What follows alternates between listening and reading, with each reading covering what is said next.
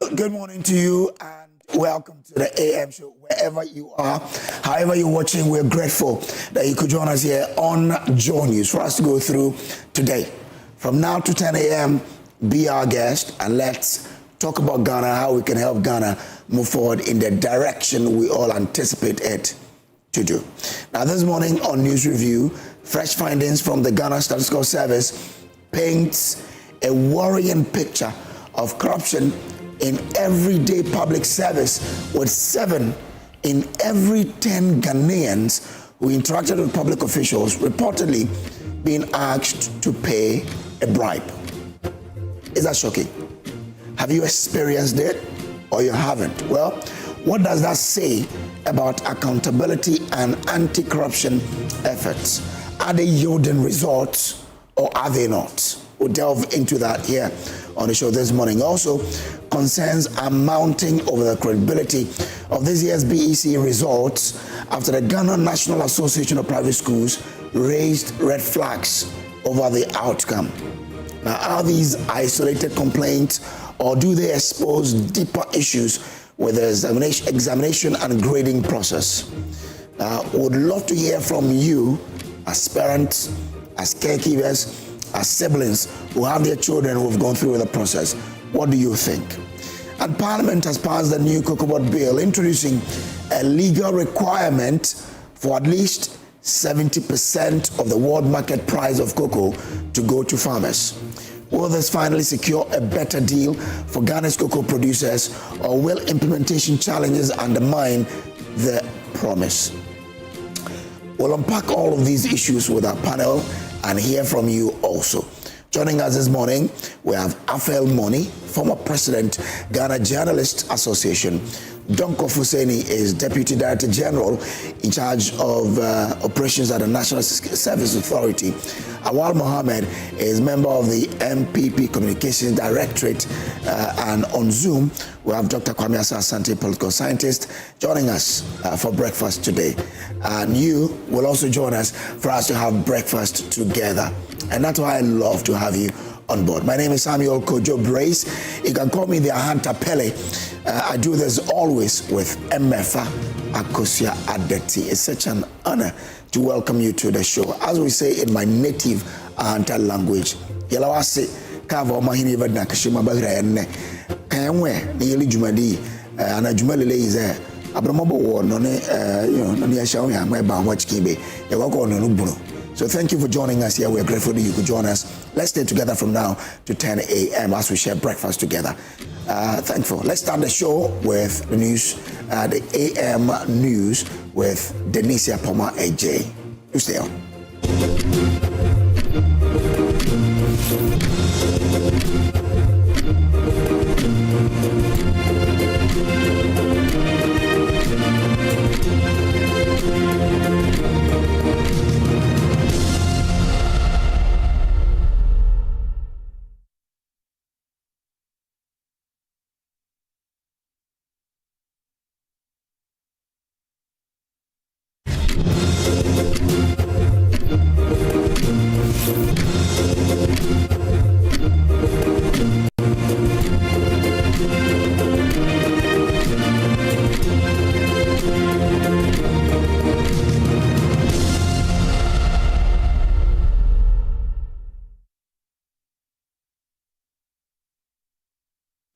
Hello, good morning, and welcome aboard to the AM News. Don't forget that the AM News is sponsored by Palladium Residences. In our very first story, for years, it was a death sentence for kidney patients in the Upper West region. Travel to Kumasi, travel to Accra, or die waiting. That ends today. Speaker Alban Bagbin has just commissioned a new dialysis expansion unit in Wa on Tuesday. Joy News' Upper West Region correspondent Rafiq Salam reports from Wa.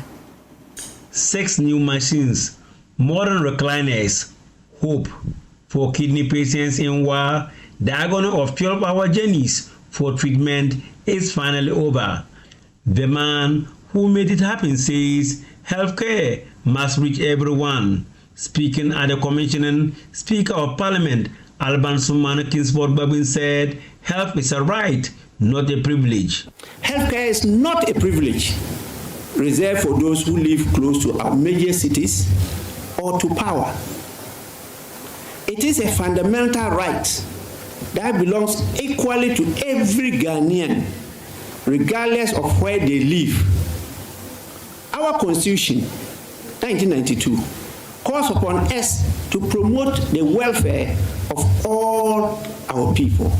Before this donation, the hospital was running on just 3 machines. Doctors say they watch patients die simply because they couldn't afford to travel south for treatment. Acting Medical Director of the Upper West Regional Hospital, Dr. Philip K.K. Babine, recalls how dire things were. In 2022, this hospital commenced dialysis service with a single donated dialysis machine. By the end of 2023, hospital management, recognizing the growing burden of kidney diseases, procured 2 additional dialysis machines. We had to provide services with only 3 machines, one of which had to be dedicated to patients with infectious conditions. Despite this limitation, our committed renal team has successfully performed 4,916 dialysis sections for a total number of 268 patients.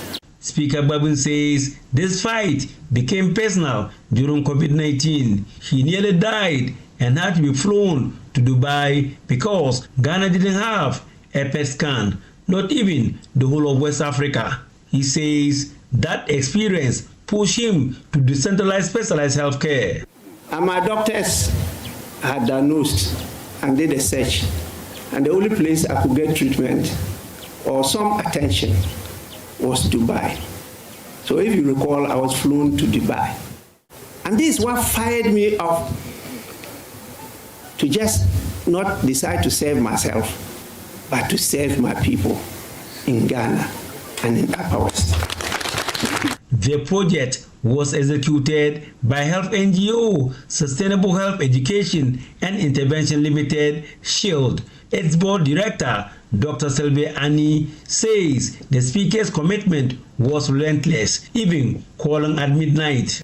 And since then, we have been meeting, planning, deciding on the type of equipment to get, coming over to do site visits, procuring the machines, getting our renowned engineers to install them. It has been a wonderful journey with the support of the medical director and his able staff. She also urged Ghanaians to seek early treatment for kidney disease. Health officials say kidney disease affects 1 in 5 Ghanaians who visit hospitals.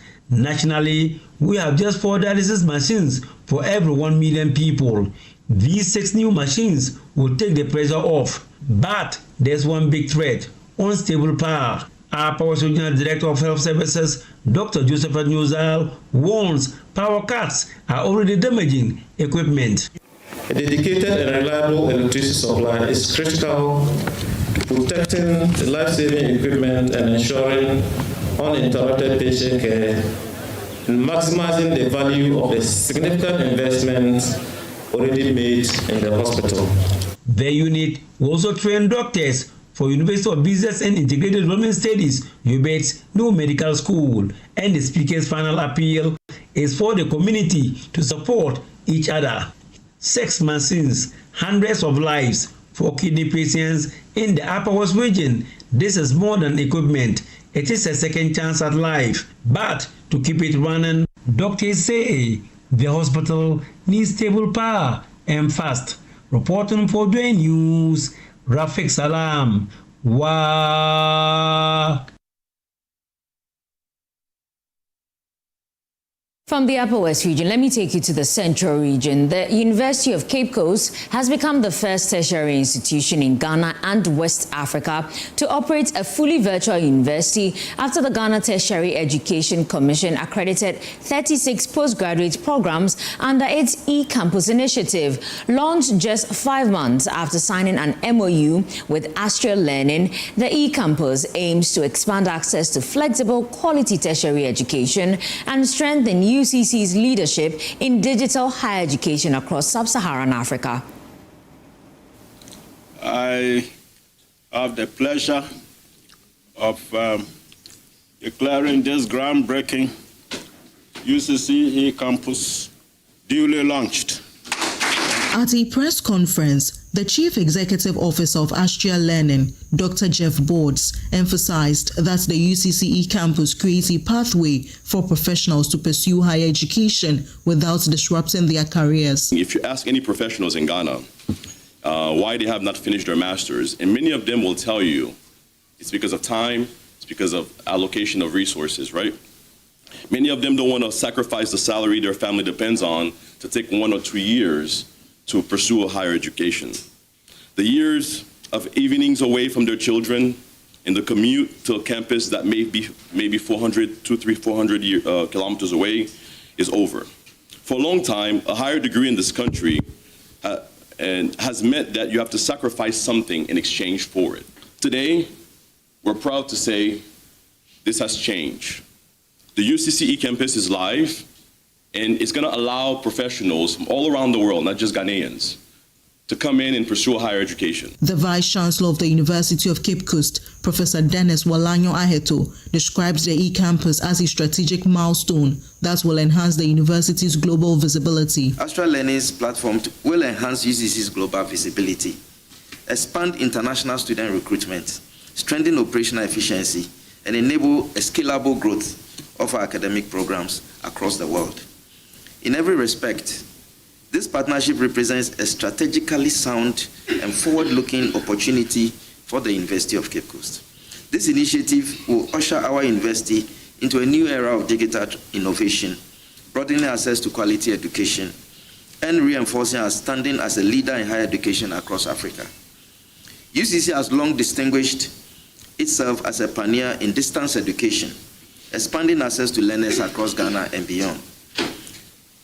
As the leading university in Ghana and West Africa, we are uniquely positioned to extend our rich academic heritage to students worldwide through this digital platform. With GTech accrediting 36 postgraduate business administration programs under the initiative, Professor Heto announced that the first cohort of students will begin studies in October 2026, with the e-campus expected to enroll an average of 10,000 students annually. We intend to, starting this October, this year, progressively would increase enrollment of, on the average, 10,000 students annually. I reported during my investiture that the Ghana Tertiary Education Commission has granted approval for the establishment of this UCC campus project in partnership with Astria Learning. I'm pleased to announce that approximately 36 cutting-edge master's, PhDs, and Doctor of Business Administration programs has already received accreditation. This makes the University of Cape Coast the first university in Ghana and West Africa to run a fully 100% virtual university. From Cape Coast, Abigail Lisa Nkrumah reports for Joy News. Let's head to the Western region. The University of Mines and Technology, UMAT, has commissioned a Ghana National Fire Service Station on its Takwa campus, a move expected to improve emergency response time and strengthen safety for more than 14,000 students, staff, and surrounding communities. The initiative comes amid concerns over rising fire incidents and challenges associated with region emergencies quickly within the Takwa and Nsuaim municipality. University community hosting more than 14,000 students, a fire outbreak can quickly become a major disaster if emergency responders are delayed. This is why UMAT authorities say the decision to establish a fire station on campus is not just about protecting university property, but building resilience for the entire Takwa community. The Ghana National Fire Service says Takwa and Nsuaim recorded 12 fire incidents in the first half of 2026. 4 major fire outbreak was recorded within the UMAT enclave alone. The fire service says reducing the distance between emergency responders and possible fire location is critical, especially as congestion on Takwa roads can affect movement from the existing station. The numbers reflect a constant threat across various sectors. Fire service in Takwa recorded a total of 12 incidents, comprising of 5 domestic fires, 3 commercial fires, a vehicular fire, an institutional fire, an industrial fire, and 1 other outbreak. From 1st July to date, we have already recorded 2 commercial fires. And if we are focusing specifically on the UMAT enclave, from January to date, we have recorded a total of 4 major fires. My heart is filled with joy for having this project strategically located in Takwa, because it is actually going to reduce our response time. Professor Amankwa says the facility forms part of UMAT's expansion plans and the need to merge growth with safety infrastructure. It's all about improving the safety resilience of the university and also the community. We have more than 14,000 students in the Takwa campus. And it is important that as you bring more people into a community, you also think about their safety. Safety of lives, safety of property. So this idea about bringing the fire station to campus is first of all about safety resilience of our campus and of course the greater Takwa community. The new fire station is expected to serve not only the university community, but also neighboring settlements within the Takwa enclave, strengthening emergency preparedness in the municipality. For Joy News in Athalia Kwanza, Takwa. Let's circle back to the Central Region. The Asin-Fosu Municipal Chief Executive, Alhaji Baba Gariba Adams, says funding has been secured for the government's 24-hour economy market initiative in the municipality. He says the project will create jobs, boost local businesses and improve livelihoods, especially for young people. We were given 3 years, that's 36 months for the project. But ICO Construction has promised to hand over the whole project at the end of 2.5 years. By 2.5 years, everything will be completed and we hand over to the government. The Asin-Fosu Municipal Assembly has officially cut sword for the construction of a 24-hour economy market, a flagship government initiative aimed at promoting socio-economic development across the municipality. The Municipal Coordinating Director, Saka Ibrahim, assured residents that funding for the project has already been secured, paving the way for the smooth execution of the construction works. Today is the day that we are here to cut a sword for the commencement of this project, 24-hour economy project. So, Nananum, the press, everybody gathered here. The purpose for this gathering is simple. We want to honor the promise that the president made for the 24-hour economy market. And today we are going to cut sword for hours. The money for this project has been ring-fenced. Instructions is that all assemblies should ring-fence the money down. So our money has been ring-fenced, just as the instructor is. So the money is there. As and when the need arises for payment, there's no fears at all. And that's the assurance that it will not stall, it will not delay. The Municipal Chief Executive for Asin-Fosu, Alhaji Baba Gariba Adams, said the market is expected to create employment opportunities, particularly for the youth in the municipality. The market will have a police post, fire service post, and a daycare center. The 24-hour economy market is expected to generate numerous direct and indirect employment opportunities, particularly for our youth and women.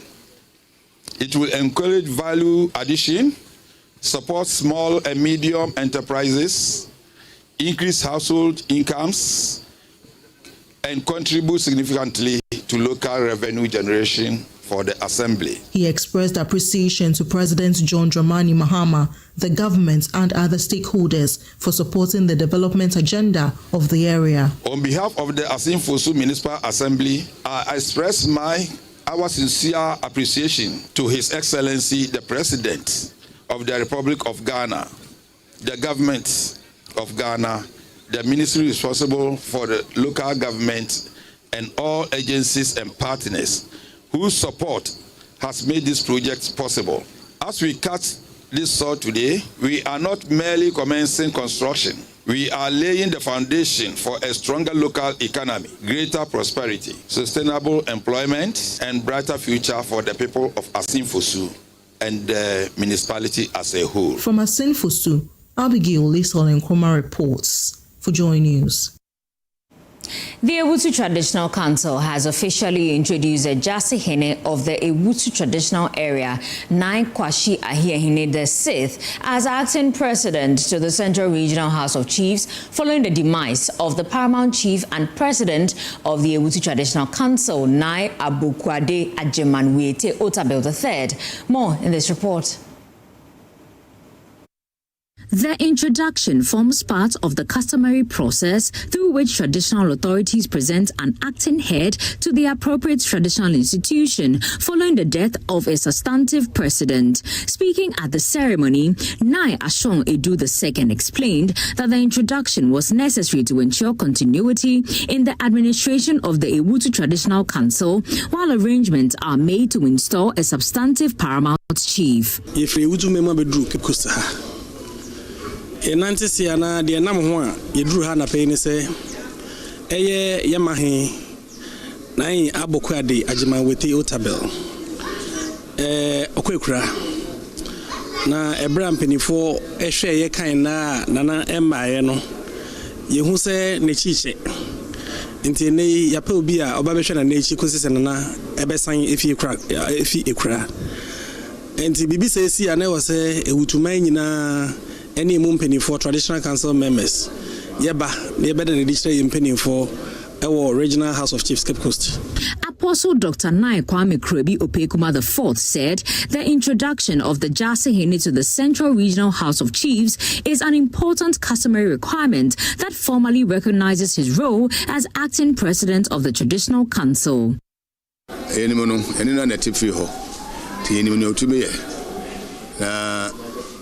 Majidi say adia ba kwada ye nyina akoma so ne say adwuma bebrea e papa Akufo-Addo sha ase no ahindi no ye ndiwie obaso adwuma no ntumi ye nyina nti wa ye dum pempenso bi ehwe kwan so no so akra aka no betumi ato aso na ne eda amanfo na akoma so nyina yetumi ekoduro hu. He recommended Nai Kwashi Ahene VI for accepting the responsibility and expressed confidence in his ability to uphold the legacy of the late Nai Akufo-Addo Ajemanwete Otabel III while ensuring stability and continuity in the affairs of the Ewutu Traditional Area. Well, it's time for some business updates, and my Hunter brother Samuel Kojo will bring us that right after this breather.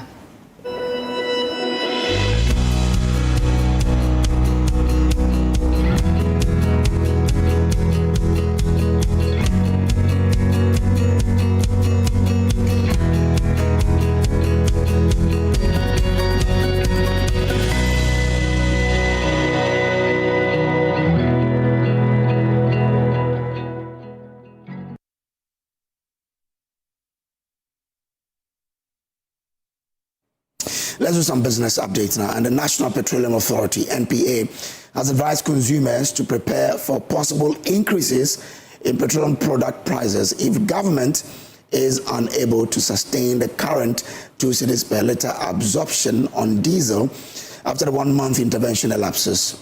The authority says the temporary relief was a fiscal intervention to cushion the public against rising global crude prices. But its continuation will depend on government's fiscal space and international market trends. Abbas Kasunti is the Director of Economic Regulations and Planning at the NPA.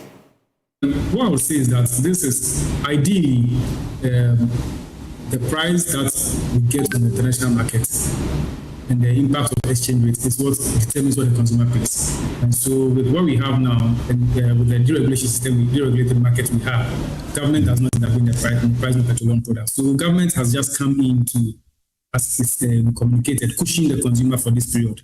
And so as we mentioned earlier also, it comes at a cost. These are margins that are paying for the movement of petroleum products across the country. And so it means we need to find money from elsewhere to cover the cost of transporting this product. And so the hope is that this will not go beyond a 1 month period. If you remember, this intervention was made in April, but it's temporary because you cannot sustain it for a long period. So in the deregulated market, government does not come in, the consumer pays for what the prices. When prices drop, then we get a benefit as well. So for now, if it goes beyond a month, I think because any intervention that will be made will come at a cost, there must be a source of funding for that intervention. I think that one government will have to come in to inform us of where the funds can be found to be able to sustain that kind of intervention. Where if there's no source of funds to make an intervention, we will not advise that it's made because that will end up affecting the supply and availability of petroleum products, which we don't want. So for us, the main objective is to ensure that the products are available for us to consumers to have access to. Then we can talk about the price. So any intervention that will ultimately affect the availability of the petroleum products is not one that I'm sure government itself would like to make. And so we would have to look at the pros and cons of any intervention before it is made. Now, economist Professor Patrick Esuming has urged businesses to avoid panic buying of dollars despite recent depreciation of the cedi. The Bank of Ghana recently injected about $1 million into the economy to shore up liquidity. This follows renewed pressure on the cedi in recent weeks, trading close to 12 cedis to the dollar on the retail market. Speaking to Joy Business, Professor Esuming said while the depreciation is concerning, businesses should not overreact. No, I think we haven't gotten to the point where you don't get a sense that things are out of control. The central bank's reserve position is still extremely strong, and there are still some kind of inflows that we may receive.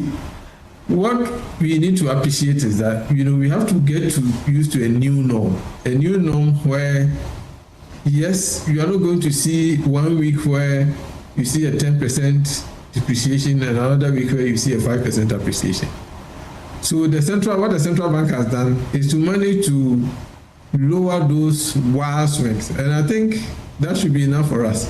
We shouldn't think that would mean we are in another where you can have one full year where the cedi is varying within maybe 0.2 or whatever. That's just not realistic. Mm-hmm. And that's it for the business update. Back to you, Denicia. Thank you, Ahanta Pili. My Ahanta brother, Samuel Kojo, for bringing us business. Please, how are my boyfriends, Ahanta boyfriends? They are well, oh. Nice. Yeah, well, I think one day, don't be surprised if you see some of them here. Oh, I would love to see some of them. And when they come, you just say, Kedia to them. Kedia, what does that mean? Kedia means how are you? Oh. Then you respond, they will respond to you more, okay? Okay, so my Ahanta boyfriends, Kedia. Well, that's it for the AM News. Don't forget that the AM News is sponsored by Palladium Residences. Now, let me tell you about CompuGhana Mobile Prime Week, okay? Because your phone keeps you connected. It helps you capture special moments and supports the way you work, create, and live. So this season, CompuGhana brings you Mobile Prime Week, the biggest mobile phones festival, featuring top brands at best prices. It started from 27th of July and will be ending on the 9th of August. Enjoy exciting discounts on phones from Samsung, Tecno, Infinix, Itel, Vivo, Xiaomi, Huawei, Hotwave, and Doogee, and receive amazing prizes. So whether you need a phone for work, it's for photography, entertainment, gaming, or everyday use, CompuGhana has the right choice for you. So tell you what, visit any CompuGhana showroom or just shop online at CompuGhana.com, or better still, just call us 0302 752 020 or WhatsApp 0243 143 143 for more information. Well, that's it for the AM News. My name is Denicia Pomaije. For more news, I know a place I highly recommend you log on to myjoyonline.com. Up next is sports. A while later, we'll have our news review. Do have a very lovely Wednesday.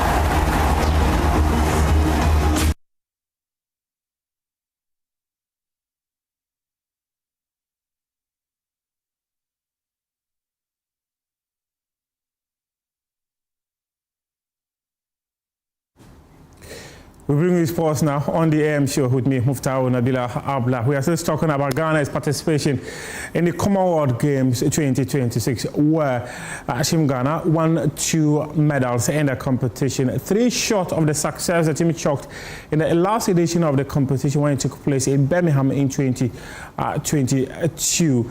Well, media attaché for Team Ghana in this year's World Commonwealth Games is Charles Osei-Asibe, and he says that Team Ghana must work very hard to be able to compete against the best across the globe. If you ask me about my overall assessment, I think that we prepared Team Ghana a contingent of 40 to go into Glasgow to ensure that we represent Ghana quite well and possibly win some medals. We went in there, we were able to bring 2 medals, 1 silver, 1 bronze. If you ask me, I would say we did well, because if you look at the kind of opposition Team Ghana faced and the way things went, generally it's a semi-final performance, and I must commend Team Ghana for the show they put up during Glasgow. It was very inspiring, and it gives me the impression that the future is very, very good. If you say a semi-final performance, how did you come by that assessment? Well, for all the disciplines we entered in, we were able to advance to the next stage or next stages. Boxing, for instance, we had 116 and quarter-final appearance. Athletics, we had semi-finals and final appearances. High jump, we had final appearance. Weightlifting, final appearance. Powerlifting, final appearance, and all. So if you put all together, averagely, Ghana did well. Just that we couldn't win the number of medals as we would have wished. But 1 silver, 1 bronze, Team Ghana did well. If we look at the individual performances, let's talk about boxing. A lot of people were not enthused about how the boxers performed. Remember, other boxers, other countries are coming up strongly. We used to be boxing dominant. Other countries are coming up strongly. You cannot think that you always go and you win in boxing. Remember, the opposition you face every year is different. What we must do is to work harder to ensure that the glory we have enjoyed in boxing, we don't lose it. We must do better than what we did this time. I won't say it was enough. We did our best. I won't say it was enough. The various federations must be responsible for their preparations. We must start preparation 4 years ahead of time. We don't have to wait 3 months into games before we start preparing. Because whatever it is, government will come in to sponsor or support national teams. But at the federation level, we must do more than what we did for these games. We still stay with Charles Osei-Asibe. Post-games, media reports have suggested that 3 Ghanaian athletes have absconded from camp. Well, he says that at the moment, they cannot give an official statement to it because athletes are returning to the country in batches. They will only be able to communicate to Ghanaians whether the entire contingent is back to the country after the last batch of athletes have returned home. GA will make an official statement about that. We haven't spoken about that. What I can say is that our athletes and officials traveled in batches and they are coming home in batches. Until the final team comes, we cannot speak to that. So per sources, they say that the 3 that people are talking about... Until the final team comes, nobody can confirm that. I was with the team. I came last night and the others are coming. Until the final team comes in, I cannot confirm. I am in touch with my people, and we will not speak to that until the final team comes in. Well, you are in touch with them. What did they tell you? The people that people are saying they are not there, are they? Well, I have said nobody is missing because we haven't spoken. Until we speak, I don't think we should make issue or issues out of this. Well, over the weekend, an electronics company, Broom, celebrated some Ghanaian legends for their contribution to the game of football. Reverend Osei Kofi, Ibrahim Sunday. These were players who represented the country in the 1960s and 1970s. Also, Mohamed Polo, who won the African Cup of Nations in 1978, as well as Neo Datilamte and Dankwe, were the 5 legends selected by the company to celebrate them for their contribution to the game of football in the country. My colleague, Penty Newton Jido, was there and has details in this report. The event was held at the Lisa Hotel, where Broom Ghana, as part of its World Cup campaign, honored Ghana football legends Adeti Lamte, Ibrahim Sunday, Dan Quay, Mohamed Polo, and Reverend Osei Kofi. Speaking at the event, Broom Global Head of Marketing, Roshanak Tehari, highlighted the importance of the initiative. Our campaign brought together 5 men from different generations of Ghanaian football, each with their own story and their own contribution. But from a Broom perspective, there was another layer to this campaign which was very important for us. Broom itself is evolving. We do not want our relationship with our consumers to be only about, or to start and end with an appliance sitting in someone's home. Speaking after the event, Adeti Lamte expressed his gratitude to Broom Ghana for the recognition. Coming here tonight to witness what they have done. When I look at my right, when I was sitting down, when I look at the people sitting there, I don't think they are the right people who are supposed to do this. But at the end of the day, they have done it. And for me, I'm really great that people have seen what I've done for Mother Ghana, and they recognize it, so I'm so happy. Also speaking to Joy Sports, Reverend Osei Kofi reaffirmed his commitment to supporting Ghana football. In fact, I'm really honored to be part of this Broom program.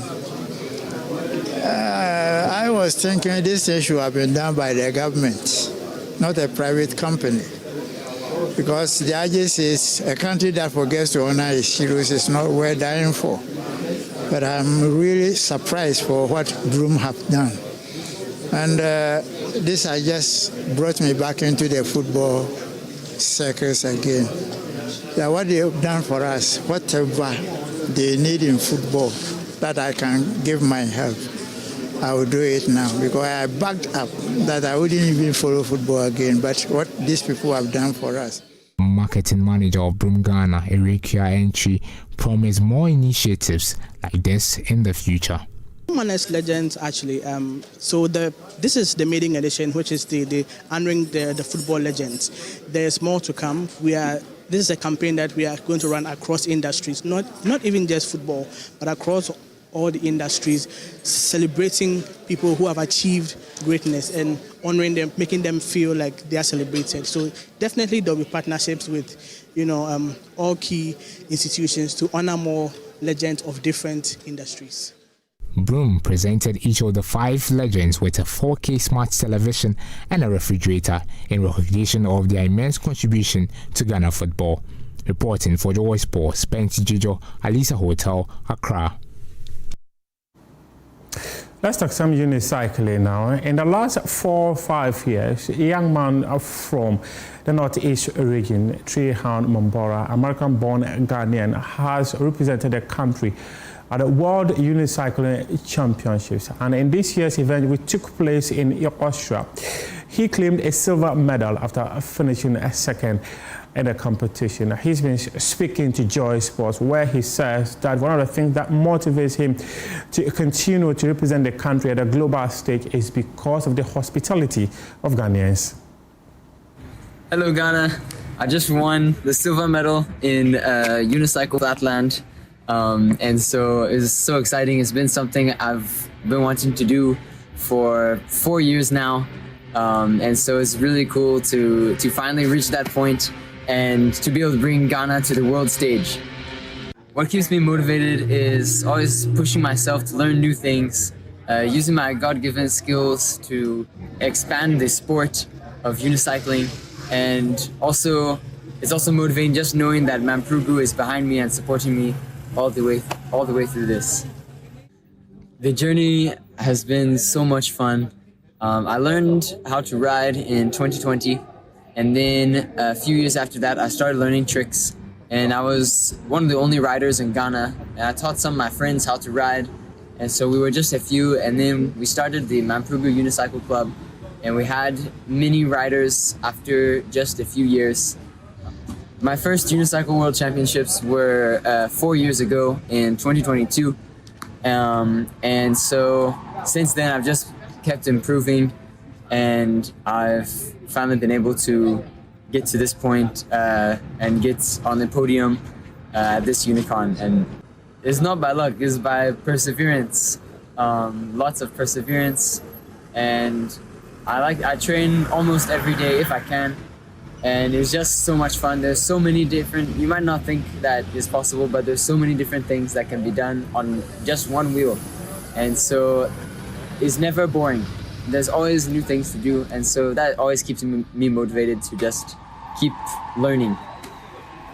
The Mampuru Unicycle Club is going strong. We've taught more than 30 kids now how to ride. Now some have gone to schools, but we also have some new trainees. I'd like to thank my friend Dan Salifu. He's my co-coach, and he has been helping to carry on the team while I've been away in the US. And he's been teaching the kids how to ride and being there to motivate them. And it's been very cool to see. I think my advice to any young riders would be don't give up. Just keep persevering. Sometimes it will be hard, but it's always worth it when you put the effort in. Thank you, Ghana. The silver is for you.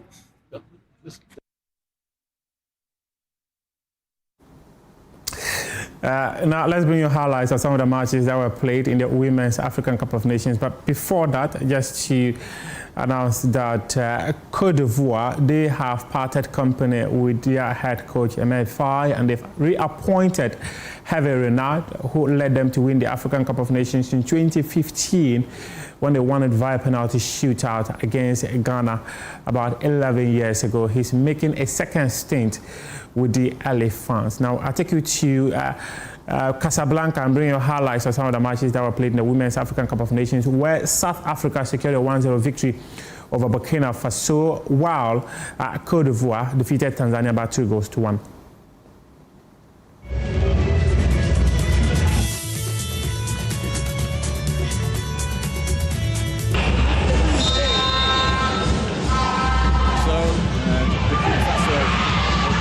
Go through.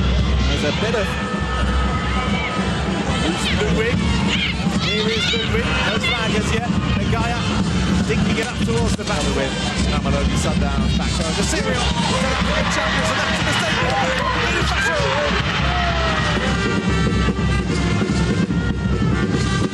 Swung in deep and out comes the Bill. They need a win tonight. They find the scoring here. Oh! Cesare. Lalo. Spaced out on the right-hand side for Fikile Magama. Kicking into the middle. And Katlana is in behind. One chance, one goal. And South Africa lead in a game they have to win.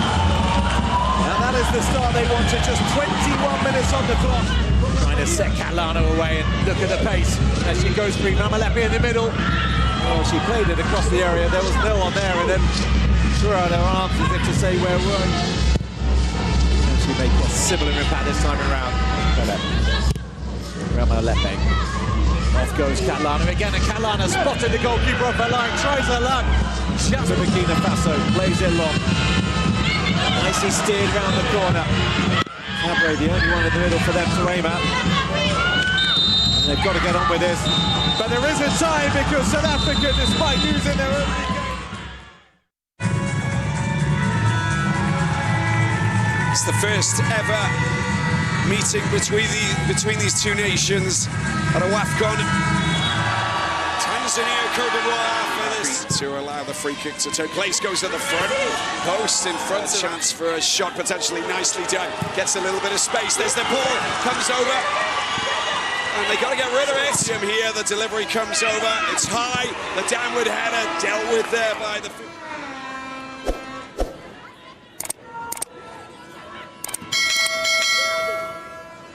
And there's a chance for a shot. A great goal. Sumptuous shot. Great goal. Ouedraogo. And the Côte d'Ivoire, Casablanca, they got to go for it.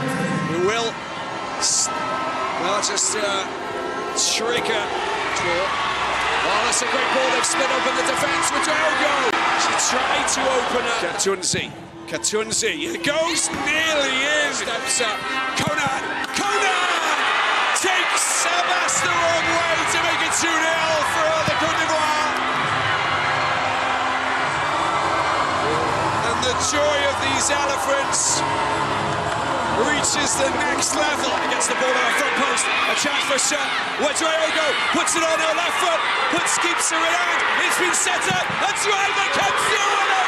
Magnificent. Blanca unable to go. Wako Vizuri. There's Ouedraogo, that challenge. Turkey-based player steps up. Right foot slots it into the corner, and a fantastic goal it is for the Twiga Stars. That's the final whistle, yes it is. And the Côte d'Ivoire hold on. Up against Mali on Thursday in their final group game. And also, do not forget to sign up for this year's Joy Sports Invitational Tournament. We'll begin visiting the various companies that have already signed up for the competition pretty soon, effective Monday. Just to say that, we'll start visiting those various countries that have signed up. And if you want to be a part of it, get in touch with the multimedia group, either the events team or the Joy Sports team, or go on myjoyonline.com, pick up a form, sign up and submit it, and we'll be in your office pretty soon to build up to the Joy Sports Invitation happening at the University of Ghana Stadium on Saturday, August 29, 2026. As we wrap up, we say thank you to Loom Fashion, where every stitch tells a story of elegance, confidence, and craftsmanship. Whether you are looking for a bespoke outfit that reflects your personality or reliable bulk tailoring services for bouquets and schools, we are committed to delivering exceptional quality with precision and style. Loom Fashion is tailored to inspire confidence and crafted to stand out. You can visit us at Ofako Road, opposite April Filling Station, adjacent Traders Palace, New Kaswa Market, or contact us on 02465018001. 02465018001. You can reach out via WhatsApp or a phone call, and we'll be better placed to render the best of services to you. At Loom Fashion, we say quality is affordable. And this is how we wrap up AM Sports here with me, Muftaro Nabila Abdullah. Head on to myjoyonline.com for some more sports stories. Up next, the newspaper review.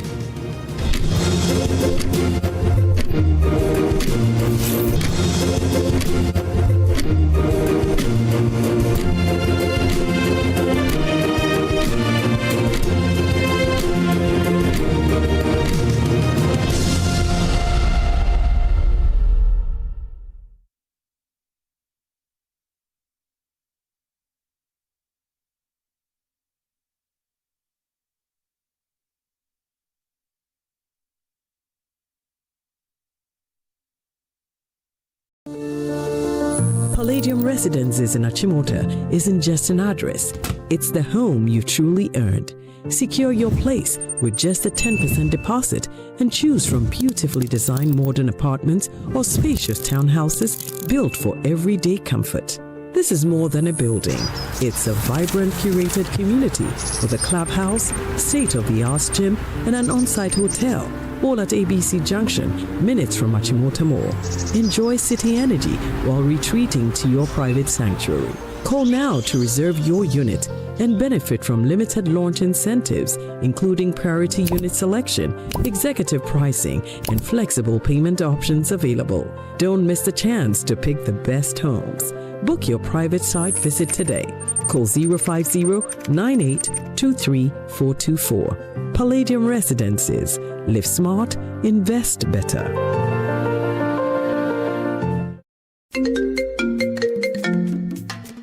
Hello, my name is Pamela from Customer Service. Please revalidate your account by texting your Ghana card number to 0500,247. Hey, Abili, wabadim. Madam, give me the numbers behind your ATM card. I'm calling from the head office. An email was delivered across to our customers this morning. Confirm if this is your bank account. 100,100,100. Thanks for sending your bank card details. Send the OTP now to avoid cancellation. EcoBank will never call, email, send an SMS asking for your PIN, OTP, bank card, or Ghana card details. Don't get played. Ecobank, the Pan-African Bank. Hello, please, I'm calling from Customer Experience Center.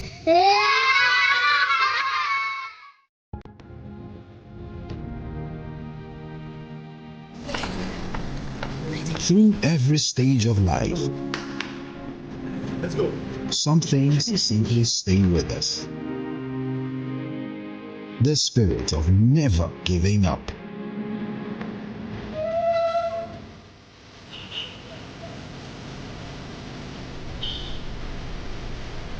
A throwback to a bygone era. Love was service. The silent statement of love.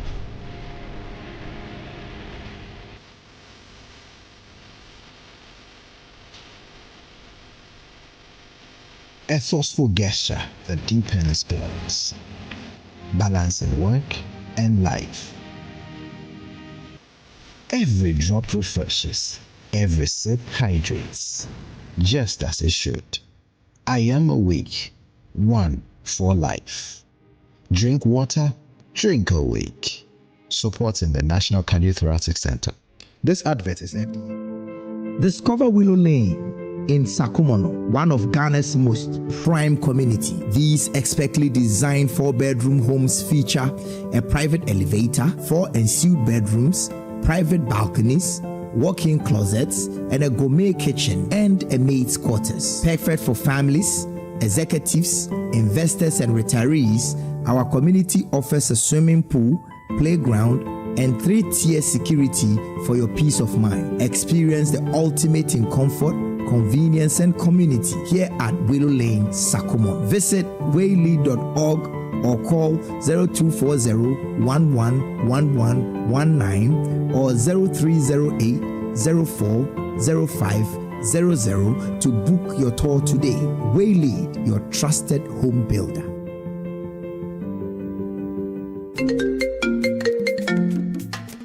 Hello, my name is Pamela from Customer Service. Please revalidate your account by texting your Ghana card number to 0500,247. Hey, Abili, wabadim. Madam, give me the numbers behind your ATM card. I'm calling from the head office. An email was delivered across to our customers this morning. Confirm if this is your bank account. 100,100,100. Thanks for sending your bank card details. Send the OTP now to avoid cancellation. Ecobank will never call, email, send an SMS asking for your PIN, OTP, bank card, or Ghana card details. Don't get played. Ecobank, the Pan-African Bank. Hello, please, I'm calling from Customer Experience Center. Passes, bad referee decisions. Don't let your child's grade suffer a bad match. Ensure a straight win this academic season with curriculum-aligned textbooks and interactive tools from Pegasus Publishing. From preschool to senior high school, we have the exact game plan your kids need to ace their classes. And because it's World Cup season, you get a massive 20% off every single book. Don't drop points. Call 059-50-10175 or dash to Pegasus Publishing in Accra, Newtown, right opposite the Total Energy Station. Free delivery within Accra when you call. Pegasus Publishing, shaping minds, winning futures.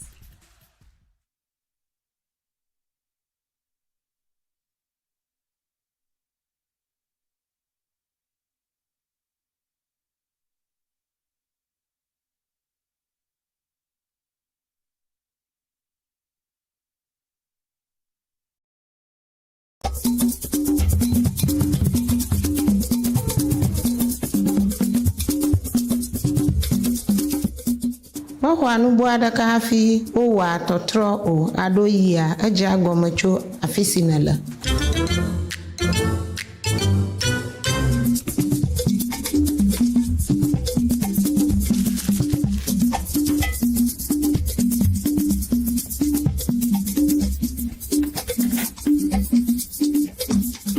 Belala na ma medina sesi esia yi eno agbe le tome fafa yi yo ma amadaka mele nkulam de enwu o.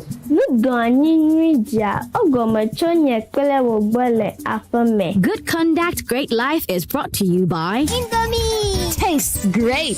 More Kivo inside. Kivo Gari Soaking Mix. A taste of Ghana. So this strategy will lead. Oh no, not again. Relax. The generator will come on now. The generator is not working.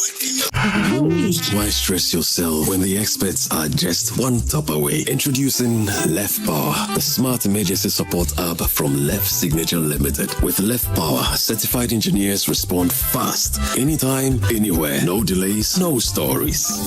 Hello, sir. This is Left Signature Limited. The request has been received and our engineers are already on their way. Please relax. We've got you covered. This is professional. Every Left expert is certified, verified, and can be tracked in real time. Oh, you'll know they're coming before they even arrive. From electrical engineering and solar power systems to data center management, cloud services, smart automation, and software development, Left Signature delivers excellence, fast, reliable, and professional. Left Power. Your solution is just one tap away. Available on Play Store and App Store.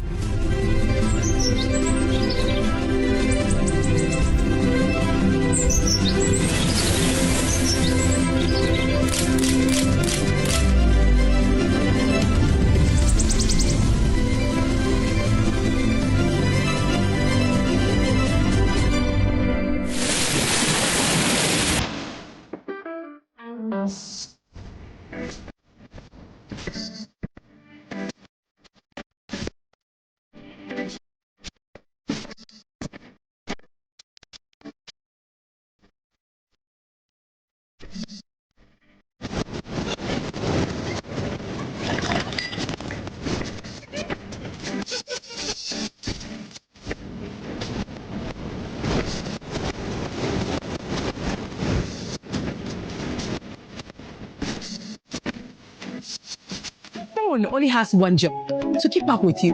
But when your camera freezes, your messages arrive late, your video calls keeps breaking, and your battery gives up even before the day begins. Maybe your phone is trying to tell you something.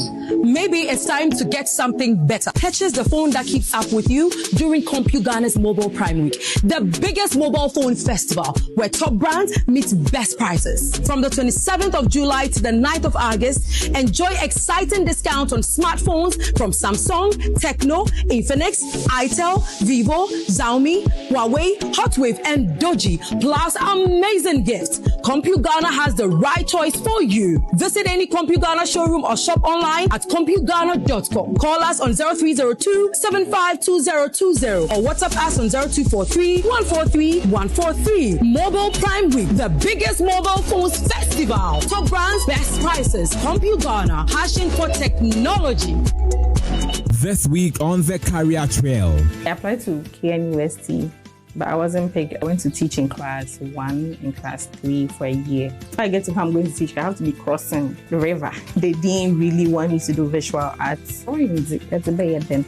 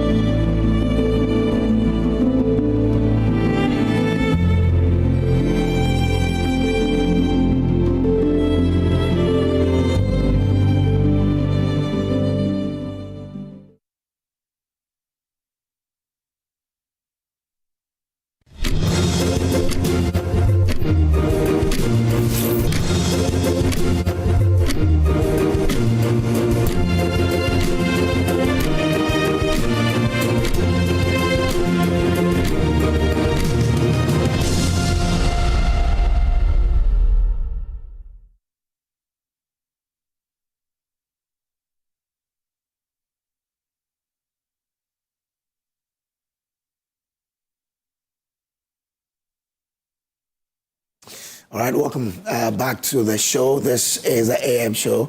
From now to 10, be our guest and let's serve you breakfast. But let's now delve into the news review segment. First, starting with what the papers are reporting. Now, the new crusading guy says, bring new IMF deal to Parliament for scrutiny upon Nkrumah demands. So that is the minority asking the government to present the deal they have with the International Monetary Fund for Parliament to scrutinize. Let's see how this will go. It's on pages 3, 9, and 10 of the New Crusading Guide newspaper. Court declines conviction of G Resources directors, says main gold dispute must be decided at trial. Okay. Faris family accuses Upper West Akim DC police commander of intimidation. MYDE DTI tackles skills gap, partnership to equip youth with practical industry. Okay, so that is that from the New Crusading Guide. This one says, let's build Ashanti region for Baumia's victory. That's a story on the in the New Crusading Guide as well. All right, Insight newspaper. Court declines to jail JG Resources directors. Insists gold dispute must be decided at trial. Okay. Now has the ECO truly matured? That's ECHO. Okay. Now, Adamu's lawyers write to New Republic editor over publication against its CEO, warn of court action. You remember yesterday we brought you a story in the Republic where the Adamus Resources CEO, Angela List, was accused or was described as a Galamsey queen in the Nzima area. It's at the back of that the Adamus lawyers are writing to the New Republic editor over that publication and their warning of a possible court action. Now, on the same paper, Kwabena Japan says Ghana must be re-engineered back to prosperity. Okay. He's urging Ghanaians to embrace integrity, discipline, and purposeful leadership to restore the country's prosperity. That's it there. The Ghanaian publisher, no 200 million Ghana cedis missing at gold board. CEO sets record straight. Yesterday, one of the papers reported of this missing money, but the CEO, Sami Jemfi, is saying that there's no 200 million cedis reportedly missing at gold board. Now, Accra Kumasi Road, minority demands urgent action. Now, the minority says, or the story says, the minority caucus in Parliament has called on the government to urgently complete ongoing works on the Accra-Kumasi Highway following a devastating Accra-Kumasi Highway accident that has reportedly claimed 3 lives. The fatal multi-vehicle collision occurred on Monday, August 3, 2026 at the Brimso Bridge along the Kumasi-Accra Highway, leaving several others injured. In a press statement issued on Tuesday, August 4, and signed by Kennedy Onyako, ranking member on the Roads and Transport Committee, the minority expressed profound sorrow over the tragedy and extended its condolences to the bereaved families. The caucus also sympathized. Now, they said the latest accident is a painful reminder of the long-standing safety challenges confronting one of Ghana's most important transport corridors. So they're urging government to complete that particular. The NPP government started some bypasses. They are urging the government to complete that to sort of reduce these accidents that occur on the road. Public office bribery rises in 2025, Ghana Statistical Service, and that's on the table this morning. Economy strains after IMF exits, according to Dr. Gideon Bowako. That's also a story on page 3 of the Ghanaian publisher. The Investor News Guide, flawed leases missing 10%, how Ghana's mining deals bypass oversight. That's the story on the Investor News Guide. Now, RTI exemptions bar release of NLA KGL report to media. Political strategist opines. NPA to absorb 2 cedis per litre of diesel following presidential directive. And Cocoa Board reform strengthening Ghana's cocoa value chain and de-risk agricultural investments.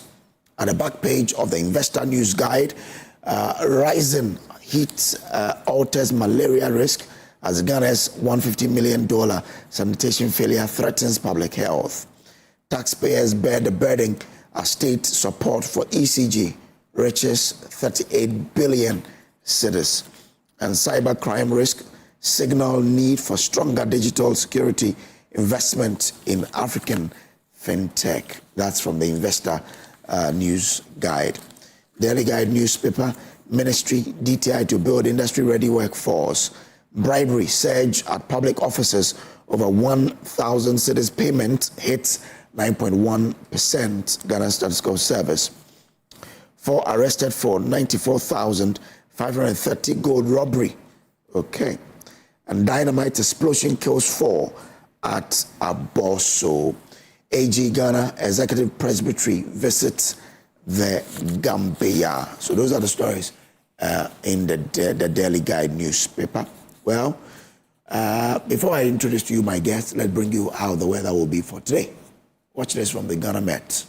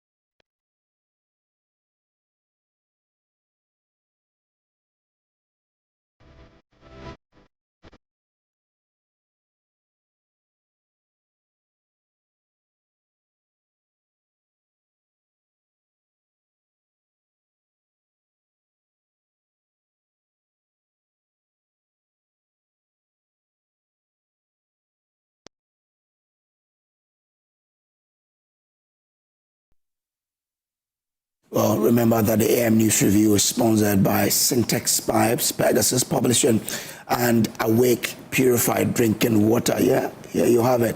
Now, my guests are Phil Money, former president, Ghana Journalists Association. Good morning, sir. All good? The grace is plentiful. Okay. We also have Don Kofuseni, Deputy Director General, National Service Authority. Very big. Good morning, sir. He's a very big man. He's a very big man. Good morning. He's just a small boy trying to work for you a very big man. I beg you. Okay. Now we all know. Yeah. So we know how to treat Don Kofuseni. Small in size, but he. Okay. Okay. All right. Awal Mohammed is a member of the MPP's Communications Directorate. Awal, good morning. Good morning. Oh, good? Yeah, potentially big. It's potentially big. He's NYA Director General. Okay. Dr. Kwame Asante is a political scientist and a lecturer at the University of Ghana. Doc, good morning to you. Good morning, sir. All good well? Morning to my seniors in the studio. Of course, good morning to Ghanaians. Okay. All right, let's start from the BEC results coming under scrutiny because the Ghana National Association of Private Schools is raising red flags on credibility of results. And a bit of the story would be speaking to WAEC as well to get some more details. Now, the association is reporting that some schools across the country suggest, or reports from some schools across the country suggest discrepancies between students' demonstrated abilities during examinations and the grades they eventually received, particularly in the core subject. And I was asking, how do you determine students' abilities during exams when that is the exams that they've been examined on? But they go on to say that candidates allegedly received grades in subjects they neither registered for nor sat, while obtaining poor grades in subjects they actually wrote. And there's a quote from them. It says, "We are concerned with a variety of complaints coming from our members across the country. These include results that do not appear to match the standard and capabilities students demonstrated during the examination period," unquote. Now they again say, "We believe these and many other concerns point to credibility issues with the results. We urge all authorities involved to thoroughly review the marking and scoring processes and correct any mishaps that may have occurred," unquote again. Now, this is because they say that, and they cited one case in the Volta region where a student who registered for one set of subjects reportedly received grades for different subjects that were never taken, while obtaining a low grade in the subject actually written. So what is really happening here? The association also questioned the comparative low pass rate recorded by many private schools this year, arguing that it does not reflect the sector's long-standing academic performance. So they brought in their own history. What do we know them for? How has been their performances over the years? And they are alluding to the fact that if you look at their performances historically, this does not represent what they stand for.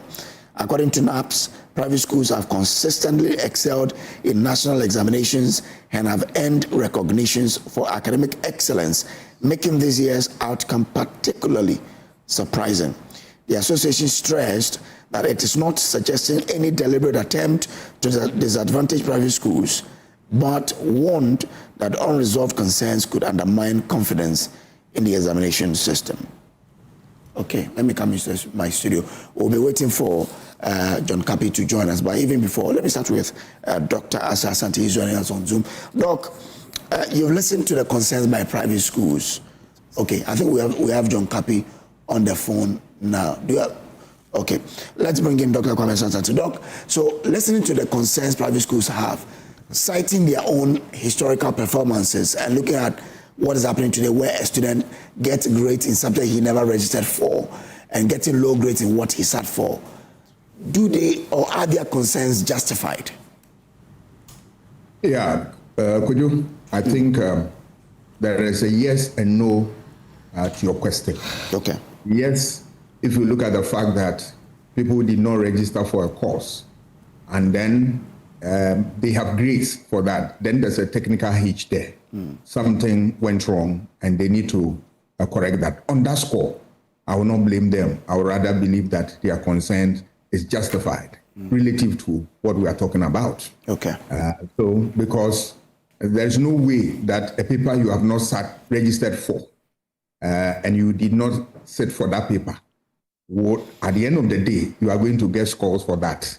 That is problematic, and there is something wrong in that regard.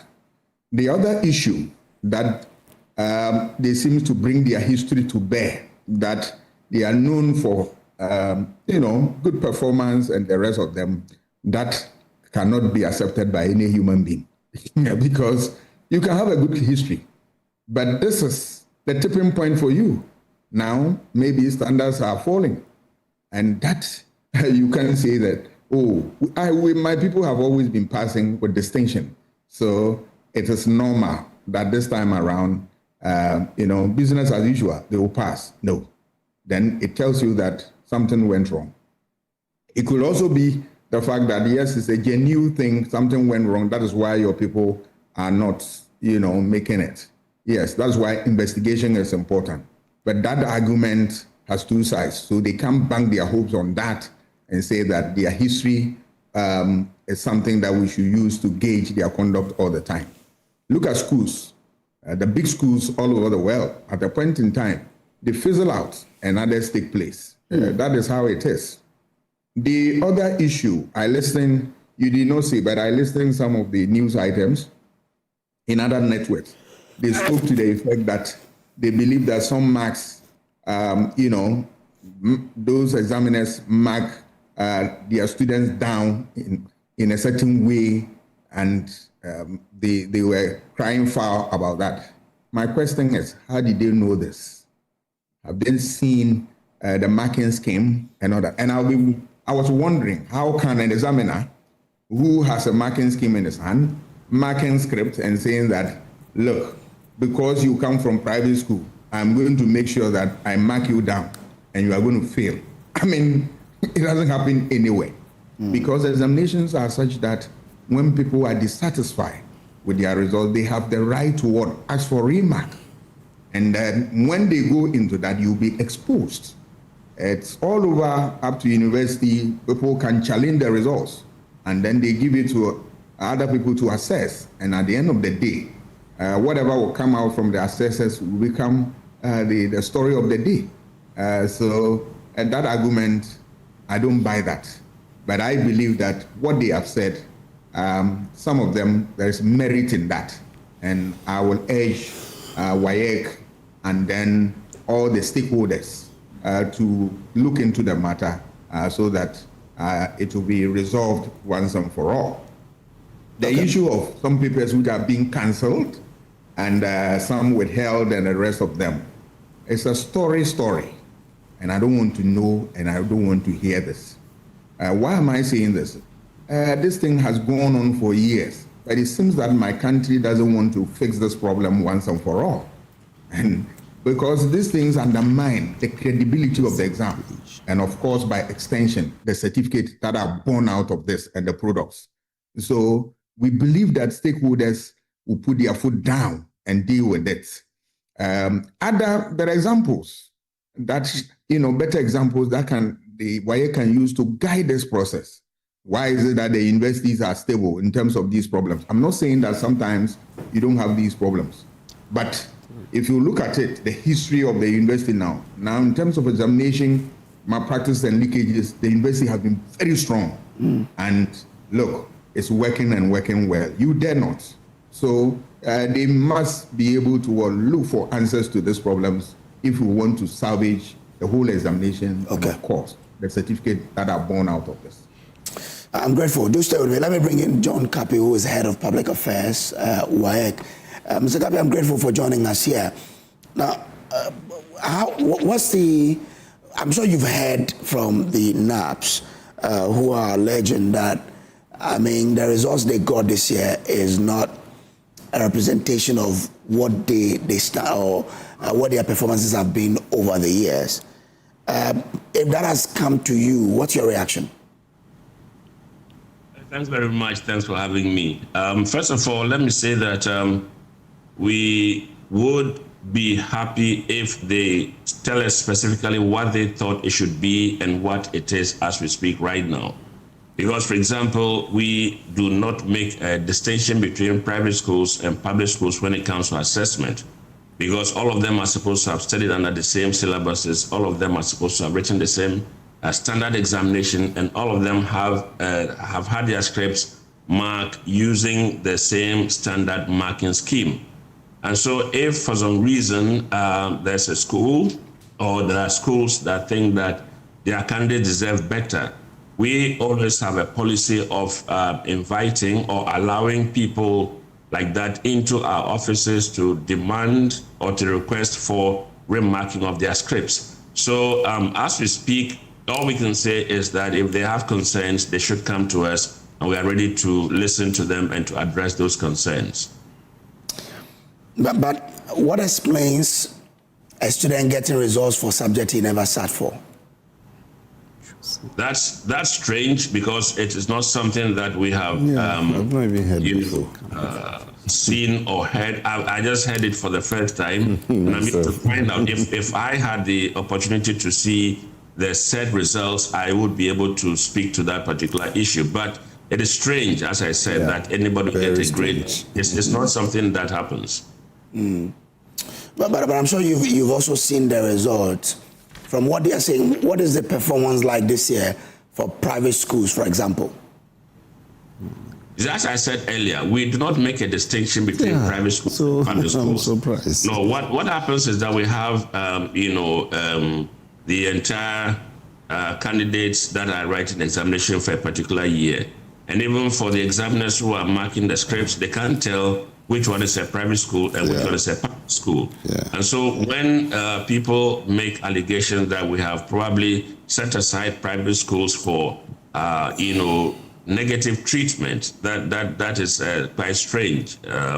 It's difficult to understand. But the point is that we don't make that distinction, and therefore it will be difficult for me as I sit here to say that private schools perform this way and public schools perform that way. So if they come to you and there's a genuine reason, or there are genuine reasons for their performances that you need to do something about, is there a possibility for WAEC to do that?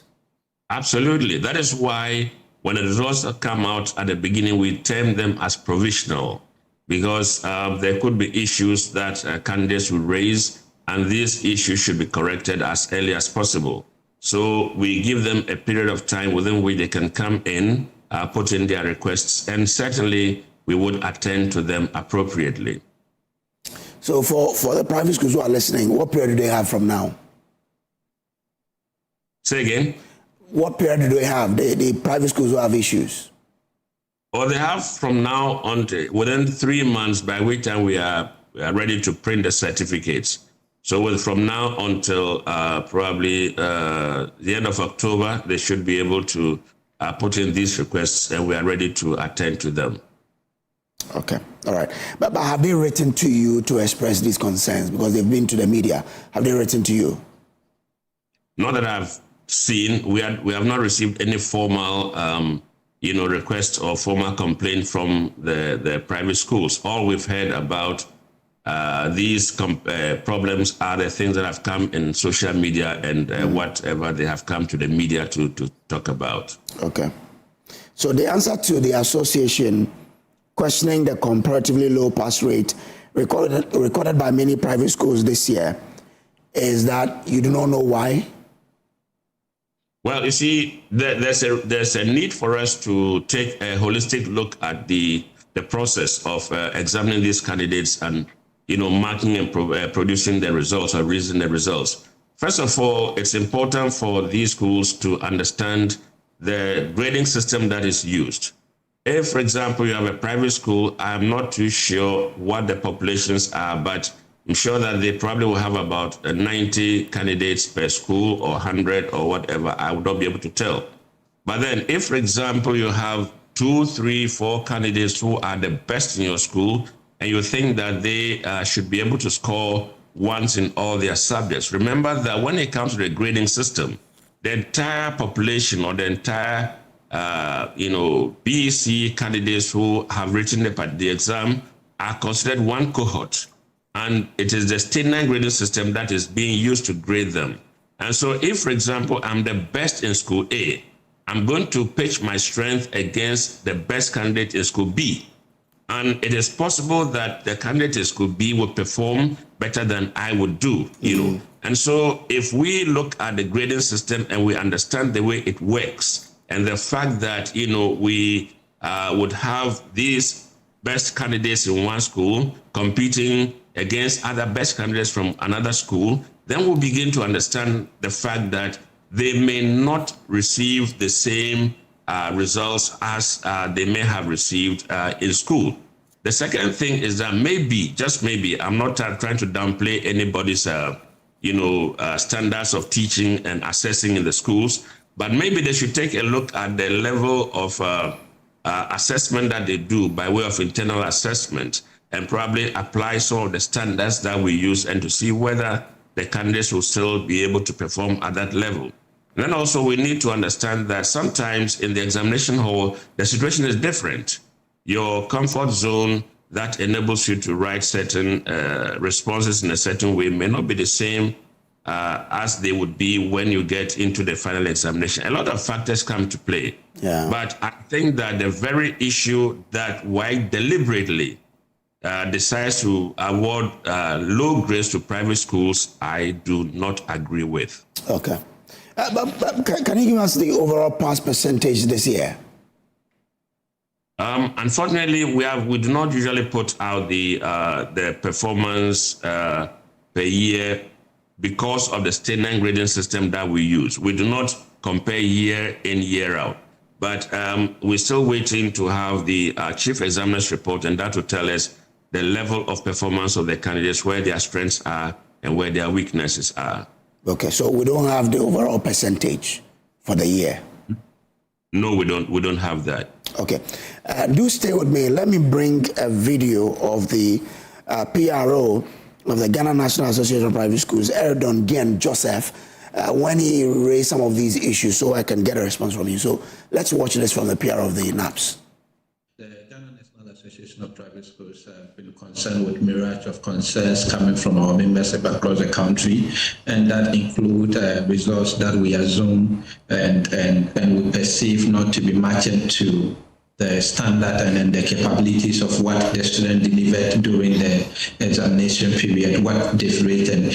And just like the instance you mentioned, just imagine an instance where a student registered for 3 in Volta region, and the examination results come, then the student rather had ever 3 in ever that C did not register or sit for, then we have 3 that the fellow actually registers and sat for, get to have 7 in that. We believe that all these and other many concerns are concerns of serious indication that there are credibility issues with the results, and we hope and urge all authorities involved to really consider their credibility level and rectify whatever concerns or whatever mishap that might have happened during the marking or scoring processes. We've all seen the performances of various private school children across the country, even our wards in our homes, comparing that to public institutions or public school children. We know the benchmark that they carry, and we know the results that they merit. And so to check the proportionate passing rate of private schools this year, then you compare that to the public, then you check genuine concerns from individual students who have sat for the examination, just like I mentioned earlier. It is concerning. It is indeed concerning. We don't want to believe there is anything deliberate or anything that is intended to disadvantage private school children. Mm-hmm. I mean, let me shock you that the private school sector in Ghana represents about 49% of established school establishment across the country. And so we largely are augmenting government's inability to provide education across the country, mm-hmm. and we are supporting education largely. And so when some of these things come, it discourages the operators of private schools, it discourages parents, and it equally demoralizes the spirit of students who sit for examinations in various private schools. So that is the PRO for NAPS there, speaking to us earlier. That's Adeti Joseph there. Mr. Kapi, I'm sure you heard him there. Yes, I did. Okay, great. So give us your response. So first of all, he talks about the standard delivered by the candidates and making the assertion that the results of the candidates, or the results that we come out with do not match the standard delivered. I guess that he is not in a position to tell anybody what the standard is. Even as I sit here, or even my head of national office, respectfully, would not be able to tell us what the standards have been. We have people who are marking these examinations, these examination papers. And so they are the ones who, using the standard marking schemes that we have, are able to tell whether a candidate deserves this mark or that mark. Now he talks about a candidate that probably registered for 3 in the Volta region and receives a grade 4 ever instead of 3. That is strange, and I've not seen it. I would find out how it happened. If they can provide for us that information, we'll go into our system and find out. I think that if there are complaints, even before we talk about credibility, it's important for us to be able to ascertain that indeed whatever allegations we are making are, authentic before we even begin to think about credibility issues. Because to have just one complaint or two and then use that as a basis to judge the credibility of an institution like WAEC, I think I beg to differ. And I'm sure that they should, find a way of, presenting their issues rather than use words of this nature. Would you like to reach out to them? Well, certainly. We are preparing to meet the press, to explain the processes we go through, the grading system that we use, just so that the public or the world understands that this is what we do, and therefore there is no, foul play anywhere, or that maybe WAEC deliberately looks out for private schools to shortchange them. Okay. All right, Mr. Kapi, I'm grateful to you. We'll look forward to, the engagement that will come later on. It's my pleasure. Thanks for having me. John Kapi is Head Public Affairs, WAEC. So don't call, let me come to you. What's your own reading of what exactly is happening? Yeah, so good morning to your cherished viewers. Senior. Some of the allegations I felt a bit strange because, yes, I've been a WAEC, how do you call it, a BEC candidate myself. Yeah. Back in the days in 1996, thereabout. So, at least we've all been through it, and our children are going through it. But this is the first time I'm actually hearing this. Because even days of WAEC dealing with analog paper system, they're one of the institutions with such an accurate kind of data management and system management. So I was very shocked to hear that particular allegation that somebody sat for a completely different subject and was graded on that would be very, very strange. So yes, the PRO, they should pay attention to that and follow it up. And let's also not, I heard you trying to push him that how are you able to determine this? Because mock environment, school exam environment, and then WAEC exams, the psychology and the atmosphere is totally different. Yeah. Somebody can do very well in class, gets to exam hall, and panic sets in, and that's the end. Mm.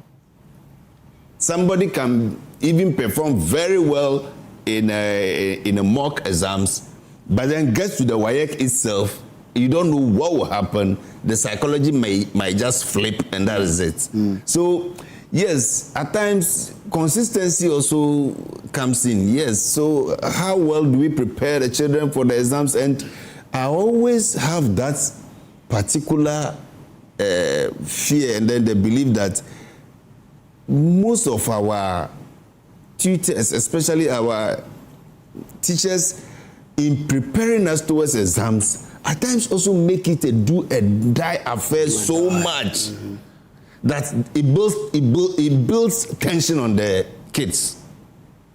Because if exams is just a way of producing or being assessed on what has been taught to you all the 2 or 3 years, at least there should be some amount of relaxation among, like, let's prepare the children for the exams rather than at times scaring them into the exams. Mm-hmm. And at times we overload them. Some schools overload the kids, and the more you push something, trying to get them to memorize everything, one trigger, and the memory gets messed up and everything is gone. So for me, yes, we are still having issues, especially we at National Service. Some of these things starts from here, because we realize that the career path for most Ghanaian students, now we are doing almost around 65 to 70% humanities, which is a big challenge for us, because when it 65 to 70. Yeah. Okay. Yeah. So the engineering side, the medicine is becoming very low. Okay. And it's also because of the kind of selection criteria at the secondary schools. Because right from BEC, all the, I don't know whether our time it was 11 or 12 subjects or so. Now I don't know whether it's 9 or... Was it 11? We had English, science, mathematics, social vocational studies, skills, technical skills, technical drawing. Was technical drawing not part of pre-tech? Sure, our time was separate. Okay. That's why you took the, how do we call it, the T-square and then the board. Yeah, that's technical drawing. Now it has been made into pre-tech. Our time it was technical skills where you deal with the tools. Then technical drawing, that is where you put the board on the table and your T-square and start drawing. So, so all the people who get the 12 ones or the 9 ones and those, they are the people that the secondary school, whether the kid likes it or not, you are doing science. It's not about interest.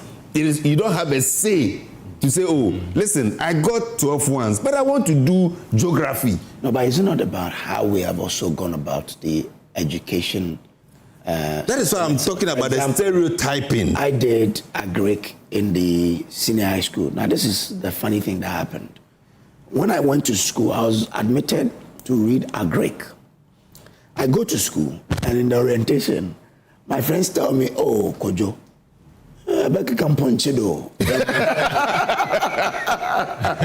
And then, peer pressure. Being that, and then finally, I joined them. So at the orientation, you had to write your name in the class. Yeah. So I wrote my name in the arts class. Just imagine. So I began pursuing arts, economics, government, geography, elective maths. Yeah, that's the classy one. And yes. And then after a month and a half, the headmaster comes to assembly and says, if you hear your name, come. He calls my name. I go there. He gives me a heavy knock. And so, what course were you given? I said, agric. What are you pursuing? I says, Master, I'm doing general arts. That's what I want to do. Then he directs me back to agric. So I joined agric after a month and a half. Because my friend says I would be chasing animals. Yes. So it is on top of what you said. No, seriously, that is our problem now. We are not advising the young people. Yeah. I want to be accountant, I want to be bank manager, I want to be this. And if you go to, and unfortunately for us, most of our private universities, which are becoming more than the public ones, are also pursuing a lot of those ones. HR, business administration, all those stuffs. So the technical ones now, if you see, I was on a trip quite recently.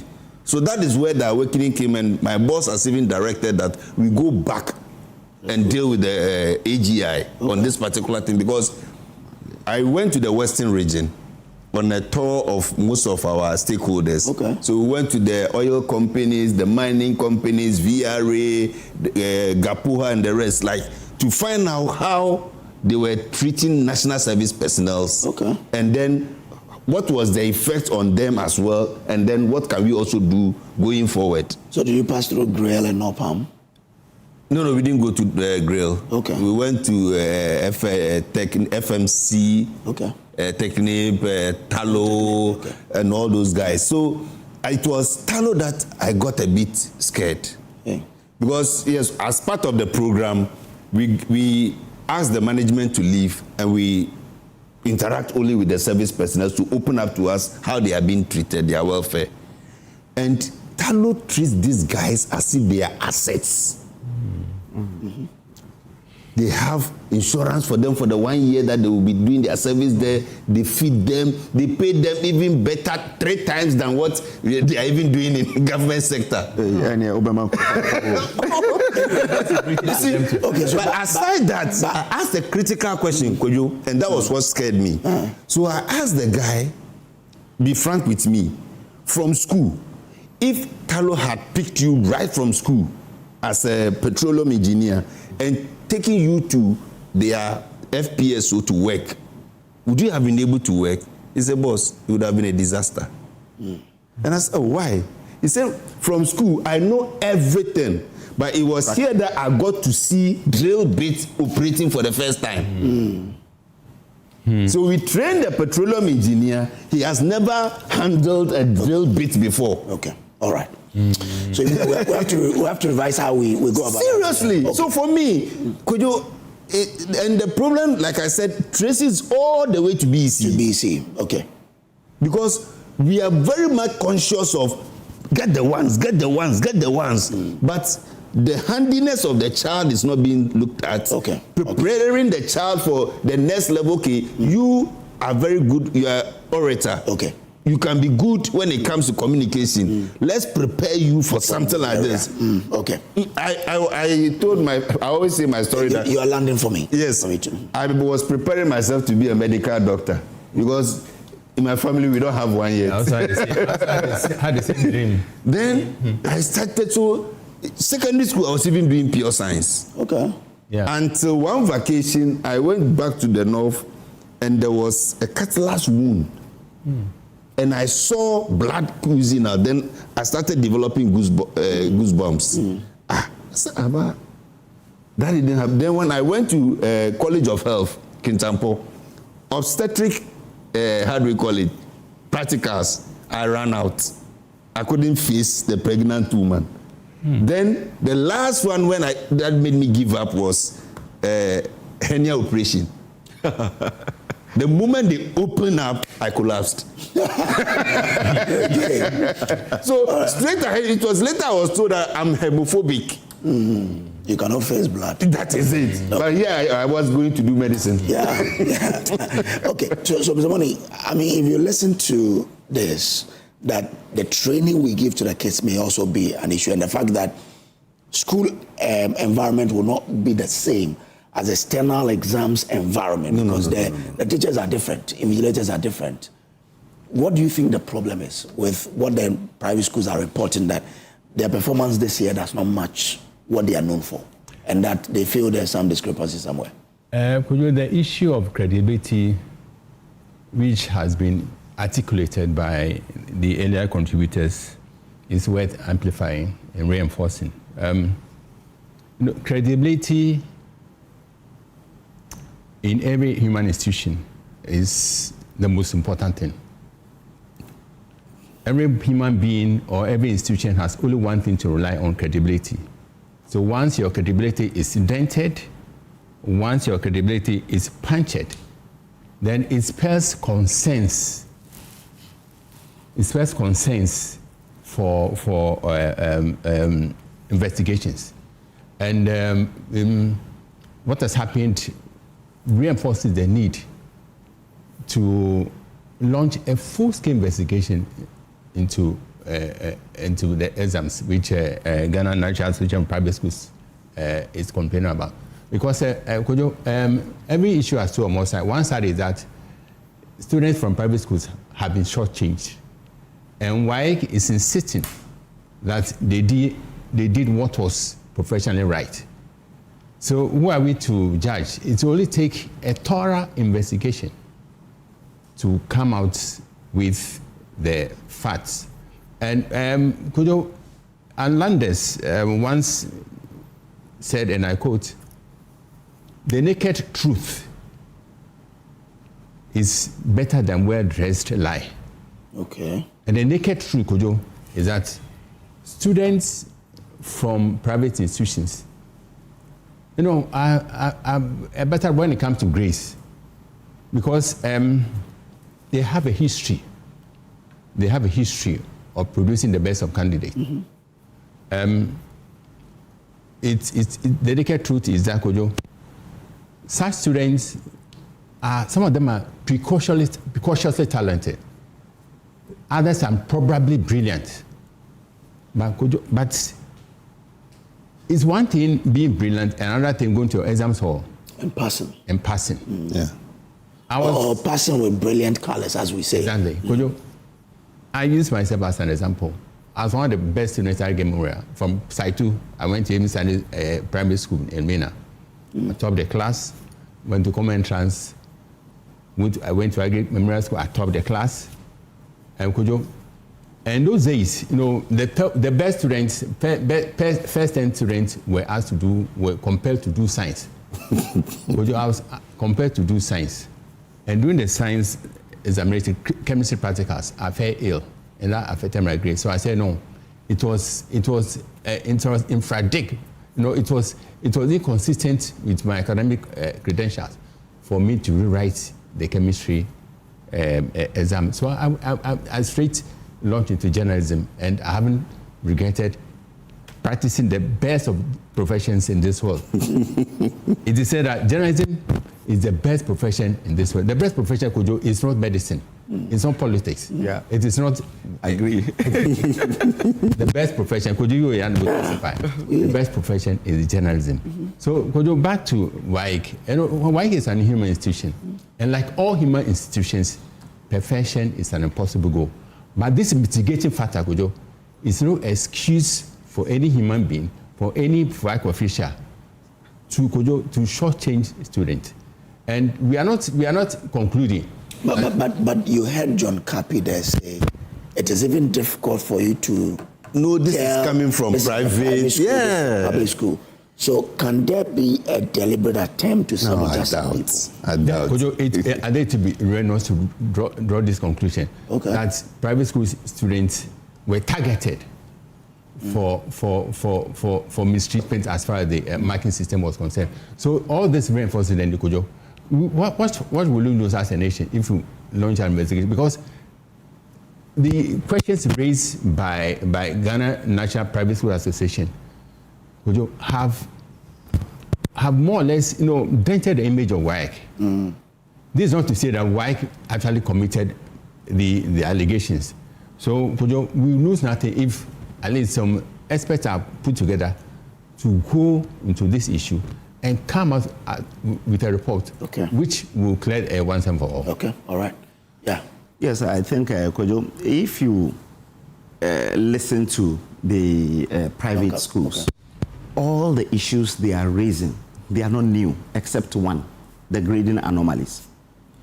The reason it is more pronounced right now is that there is a change in how selection is done. In the past, when we all completed junior high school, before you even go to write the exams, you will have to choose the schools months before you write the exams. Unfortunately, later, after exams, you go and choose again. Now, there is a change. And the change is that you have to wait for the results to come. And it started this year. You wait for the results to come before you go and choose. The schools. Oh, okay. Yeah, you understand. So okay, so the school placement system. Oh, okay. You understand. Initially, you choose three before you go and write. Before you go and write. That's true. Now it changed to you write the exams, then you go and choose. Yeah. Now this year, the Ministry of Education have also changed it. Now you will have to wait for the results before you go back to the school to choose. And they have 1 week window to do that. Can't you choose online? No, you can't. It's online, but you have to go to the school. Yeah. Now what I am seeing is that now the parents are back to the schools and are complaining about their children. That my child who used to place first and second is now not able to even go to category A or so. So I think the complaints is coming from the parents, and the private schools will have to also escalate it for them to know that indeed they have not done, it's not coming from them, but it's coming from WAEC and so on. I still share in what Mr. Afelmori said, that let's launch an investigation so that we will know. But these anomalies will affect some of the students, because if indeed it is true that someone who sat for Chi had a different grade, it means within this period, how can he get school placement? Because you see, they have up to this Friday, to finish the selection of the 8 schools that they are supposed to choose. Now, it may affect his results. Maybe he sat for Chi and was expecting an A in Chi, but had maybe a D or in Ever.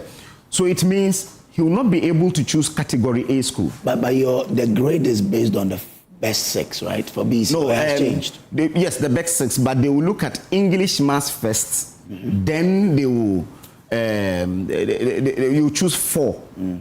Then they will grade you with them. That's what I'm saying. That. But is it not also strange? Sorry to cut in, but is it not a bit strange that voter region and he registered for Chi? It's not. No, I'm just trying to get the confusion. Yeah, it's not, because you see, usually where you are and the language you are good at. But again, his question is right, because if you are in a voter region and in a school you are learning, they are teaching all of you ever. Yeah. And in registering, I would wonder why one student would pick Chi. You get it? You see, for example, my first girl, who probably will be writing soon, is in a school where they are learning Fanti. Because the hunter, we've not started, even though they have accepted it, we're now starting it. So she is doing Fanti.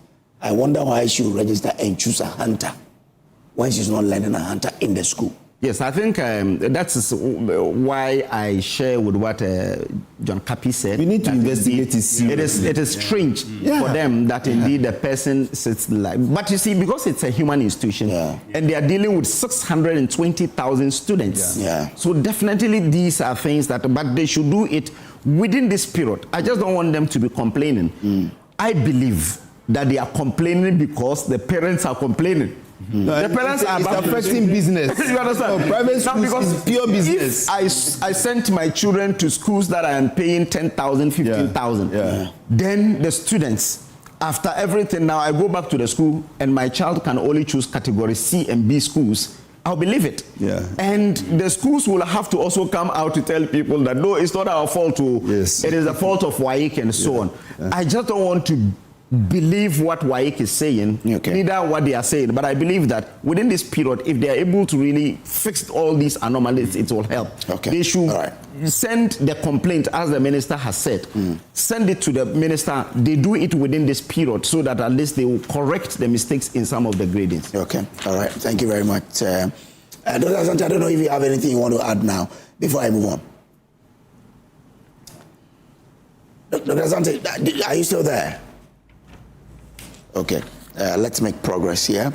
Now, government officials increasingly demand unofficial payments from citizens seeking public services in the second half. Government officials, these guys. Just government officials.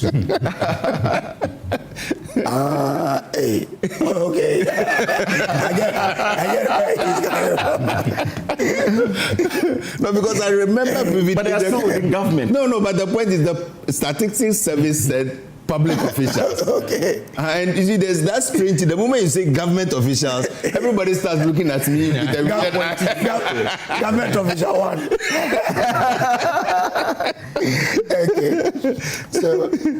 Okay, all right. It says nearly 7 out of every 10 people who encountered bribery reporting that public officials asked them for extra payments, according to the latest Ghana governance series released by the Ghana Statistical Service. The report also showed that the proportion of Ghanaians who paid bribes rose from 14.3% in the first half of 2025 to 18% in the second half, meaning about 1 in every 6 citizens paid a bribe to access public services during the period. Dr. Asante, I'll start with you. How worrying is this? It's worrying because, you see, for public office, you must proceed with integrity. So when you have people taking bribes, and obviously it undermines the work, right? Over the years, the issue of corruption, we have dealt with it, but it's more of, white collar, job-related corruption, But petty corruption, we have turned blind eye on that, and that's what is coming out. Petty corruption. We've seen people on the road collecting money. We've seen people, you go to office, they even request, so you won't put something on it and all that. And these are not the rules. They are against the rules of engagement. And our leaders need to set up and deal with this once and for all. There are a number of factors that account for this. One of it is that we have relaxed in the rules governing how public offices are manned relative to what we are talking about. That's one. Another issue is the issue of what? Poor remuneration. And that is not to suggest that if you are not getting paid properly, you should resort to the issue of corruption. No. But obviously, it's a factor that people also want the best of services given to them, or they are able to pay for services that they also want, and the rest of them. And it's a function of money. So if your salary can add up, then you must find ways of what? Getting those monies and add to what you want. And that becomes a problem. The issue of what? Societal demands and all that have put people into such difficult situation that they have no means but to resort to some of these things and all that. There are a number of factors. But you see, as a society, we should be able to deal with corruption. I have looked at corruption throughout my academic life, and I realized that I come to one simple conclusion, that those who matter in this area, who will help us, are not ready. Because, look, we have used all manner of schemes, naming and shaming. Champion's era, they said, don't even accept gifts and all that. We resorted to the use of firing squad to kill people who were corrupt. We use the court to sentence people who are corrupt. And then we continue to use other rules of engagement and all that. And it appears to me that all have proved ineffective. And we as a society are also watching, because sometimes we are beneficiary of such exercises. So you don't want to talk. Look at political parties. They are one of the worst culprits in this era. They are going for elections, and of course, it's not everybody, but a number of them, you will see that they bribe their way, they corrupt the process, they induce people and all that. And if they are big players within the political industry, and they are doing that, what do you also expect the public service to also do? That is not to say that they also must follow suit. No. But you see, people learn from others and then they move on. Then look at even the way political parties fund themselves. Go into their books and ask, who are those funding them? They don't want to disclose this. Where they need to even submit a report to Electoral Commission. How many of them do that and do that genuinely? All right. They leave political office and in no time they swim in rosary and all that. You ask yourself, where did they get that? Lifestyle audit is missing and all that. So we are here and we'll complain and go to sleep. But if we don't take steps and fix this, a time will come, look, we will have no excuse than blame ourselves. Okay. Now, the survey found that although most bribe payments remain relatively small, larger payments became more common during the second half of 2025. It says while 84.4% of all bribe payments were 500 cedis or less, the share of bribe payment exceeding 1,000 cedis increased from 6.6% in the first half of the year to 9.1% in the second half. This means that nearly 1 in every 11 bribe payment involved amount above 1,000. Wow. So it means that, okay, so does this mean we were not doing enough to combat crime, bribery, and therefore when people saw it, they decided that, well, let's do it exactly? Yeah, I think, let's put the thing in perspective. Just recently, you saw us issuing a communique across all our district offices, because normally when the personnel go to do their monthly evaluation, because of the numbers, at times they go there in queues. So the district director, because of the new system, they have to do facial verification every month for the validation to be able to get your evaluation to process your allowance. Yes. Okay. So that's what they do, because some just pretend to be doing their services and every month they go and take their allowance. So now we cut out that system. You have to do in-person evaluation before your allowance can go through. And because of the numbers, we just recently picked up intel that some district officers were charging for that services. So we had to quickly descend brutally on them. Because we are fighting and pleading with the president every day to even increase the allowance for them. Then this small one, you want to take something out of it. So your people could be part of the statistic. You see, that's why I want to pick it up from that. Okay. Right from the security person, the moment you put uniform on somebody in Ghana, it becomes a problem. Any service the person renders, he thinks he must be giving something. And now, unfortunately, it's becoming the norm. Could you let's even get out of this place? Myself and Awa, we are in trouble. Because it is become like the convention that, you must give something. And the dangerous part is that now it's getting into the civil service. That my document, which must be processed for payment, especially payment for maybe services provided, somebody can deliberately even call you, your document is on my table. Yes. Lunch. Yes. Lunch just informing you that your document is on, and that is a civil servant because he knows I will not be targeted, because if Kojo hears a civil servant is taking something, is that news? But maybe if it was the deputy director general, if it was the deputy minister, that is news. So theirs have become like a convention. So the budget officers, even the secretaries that are supposed to even take documents to MDs and CEOs and the rest to even sign. Now you have to clear hurdles before your documents get through. And that is where I think is a danger for all of us. Because at times, it may not be just the Ghanaian colleague you are doing it to. You may never know that could be a foreigner. You may never know an IMF person pretending or a World Bank person pretending to be pushing a document through.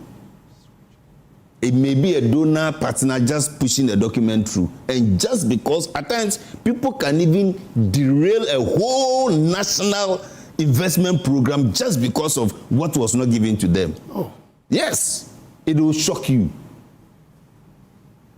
If you don't give me this, this will not happen. And they will make sure it doesn't happen.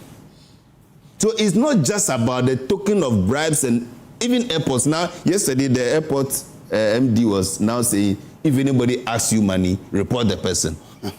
And passengers, I have friends who were complaining. Yes. Because there was one that day, I don't know, but I just managed to control myself. An investor friend came when I was a DC. For God's sake, the man came to my district, helped me build, water. Dug borehole, built the overhead tank that was supplying the people of Drobonsu. And the man was going back. He said when he got to the airport, there was $2,000 cash in his pocket. Somebody who has been able to come and give me $10,000 to do something, he's going and he's carrying $2,000. They hustled him and took their money. They took the $2,000. The hospital, the man said he was coming to build for me. The school, he was coming to build for my poor Zongo people. So that is the extent to which bribery can injure even a whole community than even a nation. So it's not about just the people taking the bribe, but some of the things they delay just because of that little 1,000 cedis that they want to be given before they push it to the next level. So yes, I think it is something we should all go after. You see, the OSP should not only be going after the bigger fishes. It starts small like this because, like I said, just a little bribe can delay a whole country's program or project. So it's not about the bribe, but it's about the cost to that bribe. And that is what we must all fight. So for me, it is not about chasing those who are taking bribes, but trying to undo the effects that the bribes bring along. That is what we must all go after. So, yes, it's scary because if 10 out of 10, 7 people are ready to take, And it's not just taking the money. Demanding. Yes. Kojo, the moment it becomes a demand, it's getting to the contract level that this thing is a convention. If you don't do it, action will not be taken. And that is where the danger is. Interesting. Now, if you hear him mention the fact that someone came to build borehole with a complete system, supplying water, wanted to build a hospital, but because of what happened at the port, he didn't. The man refused to never ever come to Ghana again. I mean, today this is a billionaire in Dubai. Oh. And he's coming to, and he's traveling with $2,000. They said, so at least report him or call me. Why is it that our laws do not allow you? I don't know, but they said there's an amount of money. I think it's about 5,000 or something. $2,000. I think you should be able. $2,000 is like 20,000 or something. Anyway, but in the same spirit, the Minister of Education is asking Ghanaians to report BEC recruitment, BEC placement and teacher recruitment bribes to police. You know that people take money to place people in schools. Wow. Yeah. Oh, this is a common practice in Ghana. And again, teacher placement, people take money. I know. Yeah. Teacher placement. Oh. I think you're not. Fuseni is not in Ghana. I know people who have paid people to be placed as teachers. So it happens. Now, would that deal with this corruption we are talking about? Why don't they provide an anonymous tip line or something so that people can report instead of going in person to report? Because going to even expose yourself to report is also a problem. Xavier, can that do it? No public sector is immune from bribery and corruption. And as has been said, and it was articulating, bribery has existed since Adam. The causal factors are well known. But what is lacking is the action to deal squarely with the problem of bribery and corruption. Kojo, let me sound a bit political. I believe my brother will side with me. The reset broom, per this report, is yet to sweep effectively in the public sector. Reset. Reset. The reset broom. Okay. The NDC reset broom is yet to sweep effectively in the public sector because this, what we are discussing is a report of 2025. 2025, yes. Yeah. During the regime of Honorable His Excellency. So there's a need for this broom, to sweep every corner in the public sector. I know this is a Herculean task, but once there's the will, once we pluck up the political will, Kojo, it can be done. Corruption and bribery cannot be eliminated altogether, but at least there should be a frontal attack, ferocious, relentless, and intensified attacks against corruption. Really? Yeah, Kojo. How can that be done when the guy is being told, if you don't pay, this critical document of yours will not go through? Kojo, it is the issue of bureaucratic complexity. Okay. Simple service will take so many steps. Do this, bring this, do that. Meanwhile, so we need to simplify. Especially in this IA and digital era, we need to specify all the steps in rendering public service. Could you let's simplify. Otherwise, once we make them complex, the complexity will make more room for bribery and corruption. So first step, let's simplify the processes of doing business in the public sector. Could you, the challenge is that in my close to 2 decades of media work, we have been talking about simplification of government processes, public processes, yet we are still here. Simplification is a process and not a destination. Yes, but how many years should we deal with that? So we need to simplify, and we have the tools these days. We have the tools, AI tools. We have the digital tools.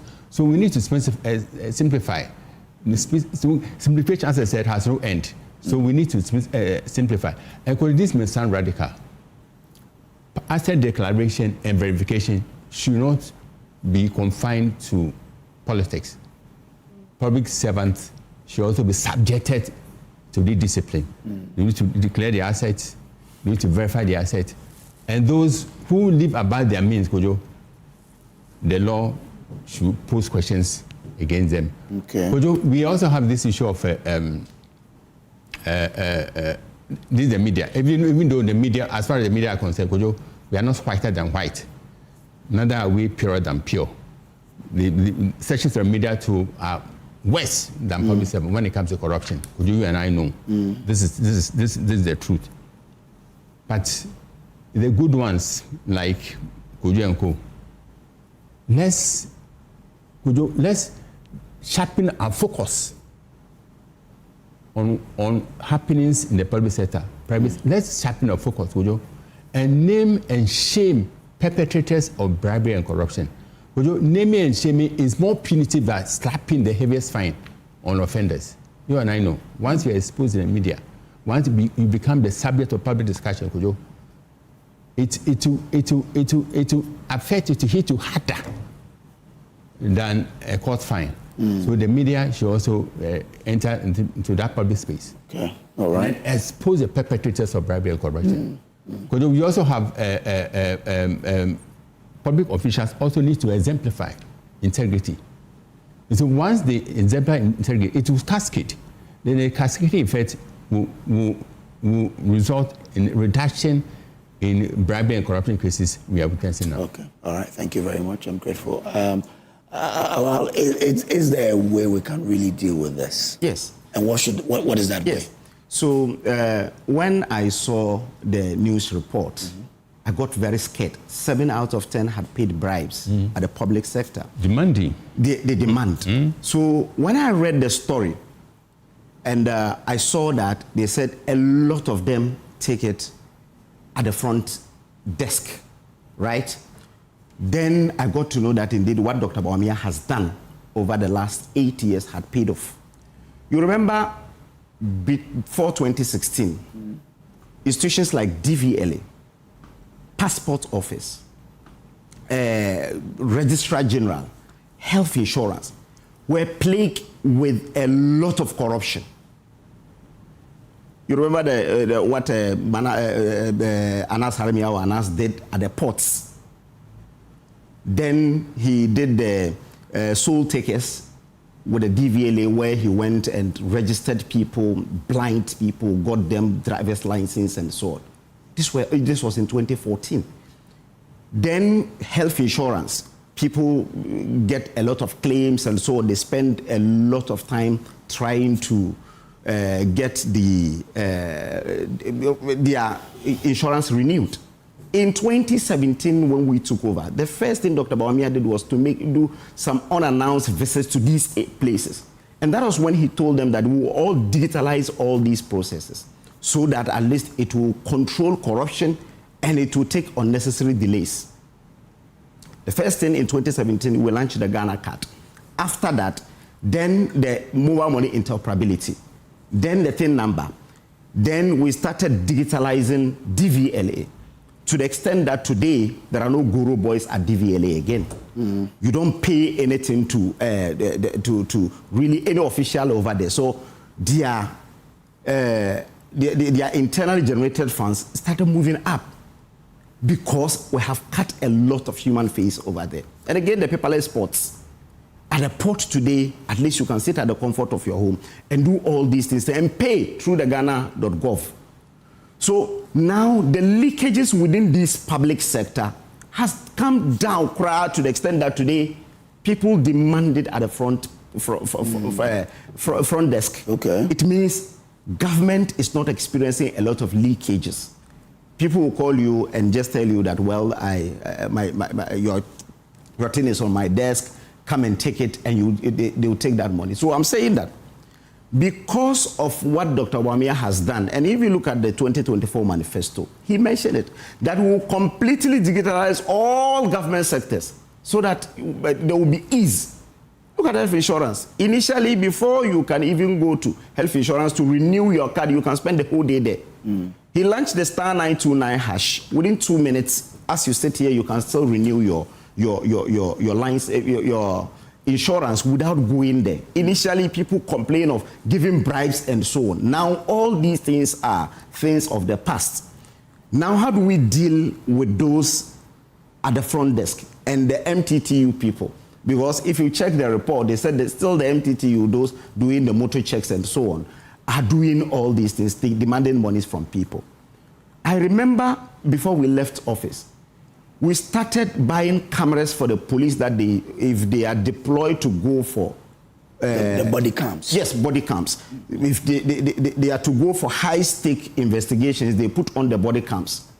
Where are the body cams? We have to expand it. Give it to the MTTD people when they are going out. Put it there.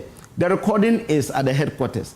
Will they demand any bribe and take bribe again? No, because at least you see it. This is internal. No one will even see it out. So you do take Momo. No, you see, it will reduce it. That's why he said that. Corruption cannot be eliminated, but it can be reduced. Yeah. So if now we get to a stage where they can only demand Momo, it means we're making headways. You understand? At least we're making headways. And again, at the front desk, this is easy to do. All front desks must have cameras and so on, so that if the people even pay these things, so that if you shift it, and they also shift it, you know how to control it. But I believe that the only thing that will really keep this has to do with digitalization that Dr. Bawumia started, and it has paid off to the extent that today at the ports, you don't hear these things, DVLA, you don't hear such infractions, and the passport office, you do everything online now. Even the Registrar General, in the past, before 2016, getting to register your company was Herculean, to the extent that you remember when Dr. Bawumia visited that office, there were a lot of queues. He visited in January, just after the handing over, visited all these offices and told them that we will now digitalize so that you people in the sun will have ease, and government will also get the necessary resources. Look at when they digitalized ECG. Now, if you are in the comfort of your room and your lights go off, you can recharge. And again, their revenue has also moved up, and it's continued to move up. So yes, corruption is as old as Adam, but the only elixir that will help us keep it is through digitalization, and that is what Dr. Bawumia started in 8 years of our administration, and now it is shifting. And the shifting, I don't see us losing the fight. I see us winning the fight, because now we are able to identify where the bribes are paid. And if we're able to identify, then we have some, if there is the will that the government will do the reset, as Mr. Akufo-Addo said, the reset should be at the front desks and other places, because the Ghana Statistical Service is telling us that it is not a leakage in the institution again, it is now people demanding bribes and so on. So we're making a lot of headways. But yeah, if it's not a leakage in the institutions, but people are demanding, yes, and people are still paying, that also affects the integrity of the work that public service or is done in the public service. So how do we really tackle that too? Yeah, that is why I told you that in the past, to the extent that Ghana Integrity Initiative, at a point in time, named DVLA as the most corrupt institution in Ghana. Before the police? Yes. Okay. In 2016. Okay. There was a report like that, Ghana Integrity Initiative. They said, because you see, at that place, if you are renewing your roadworthy, you pay through the Guru Boys. If you are registering your new number, you pay and so on. This time around, initially in Kumasi, if it is on the 31st to 1st of the year, you get cars line up from DVLA office to Anaga Junction. And they queue like that. When they digitalize DVLA operations, now you don't even see queues again. You register online and you know when you are coming and the time you are coming to do and so on. So you don't pay anything to anyone again. So I'm saying that if these things are at the front desk, it becomes easier that you can have cameras at the front desk of these institutions that they flagged. Now, if it is with the MTTD, I said it is easier because today, if the police are going for even high-stakes investigations, they put on body cams. Give the body cams to all MTTD people going out. So that when they go there, if they change, as Honorable Hussein Doko has said, if they change the modus operandi, you know that at least you have controlled it to some minimum. We know that you cannot eliminate it, but at least you'll be able to do this. So it becomes easier if we're able to, since we are able to know the areas, it becomes easier for us to do. But I believe, I will only entreat this government to continue from what Dr. Bawumia has done. You remember we started the digitalization of our lands. Yeah. I don't know how far it has gone, because to the extent that the land guard and so on, we believe that Dr. Bawumia at the time believed that if we're able to digitalize all our lands, it becomes easier for you to even verify if you're buying a land. You don't need any land guard again. Go online, go to their website, check whether indeed this land has been registered in someone's name. If it has been registered, you don't even buy at all. If you're buying, you will have to buy it from the person who registered it, so that that transfer will be done and so on. So I entreat this government to continue what we have started. That will curb a lot of corruption in our public service. Okay. Dr. Sati, let me bring you in again. Now, okay, we lost him. Fuseni, you're in the public service. Yeah, for me, yes, there are things we did. Finish and I'll ask you my question. Sorry, there are things we try to implement at the National Service now. Unfortunately, most of our success stories are not coming out. But I can tell you for a fact that when it comes to the number one institution with the biggest payroll audit is the National Service now. We even beat Statistical Service, because from even the district level, you can track every person that comes out of our payroll through the banking system, because every step goes through auditing. So after the evaluation, the district auditor audits the total number of people you have presented. Then it goes to the regional auditor, who also does the auditing. Then this regional accountant validates. The regional director also validates. So if you come and tell me I brought 20 people, you bring 20 people to national, and then the system ends up paying 21 people, you, the regional director, you are in trouble. So there are no ghost names now? You can't even find it. They don't even attempt. But the new system now, like I said, this is what has been employed. But coming back to the issue of bribery, you see, why will somebody pay just to get, it's because the person wants service delivery to be faster. Because somebody is deliberately delaying. Yes, they intentionally do that. Good. So, like I said, if you try digitizing everything, that is why it moved from the procurement director, because now we do e-procurement and those things. Yes, yes. So it has moved from there, and it's now at the front desk, because you must leave your documents necessarily at the front desk. Now, no, you can even upload now. Yes. You upload online. Yeah, well, like I said, somebody has to work on that one too. Yeah. And like I told you, people are now calling. That's why some of us were against the value for money office. We believe that it is creating unnecessary bureaucracy. You remember we discussed it here the last time. You see, what I also want us to also try to do now is that we should bring incentives. If somebody demands a bribe and you are able to report, you see, when you go to Europe and those places, there should be incentive for reporting the bribe. The fact that you demanded a bribe of this much before this thing is done for you, if you're able to report, even if it's anonymous, let's protect the person who, and there should be incentive for reporting. And deterrence for also demanding.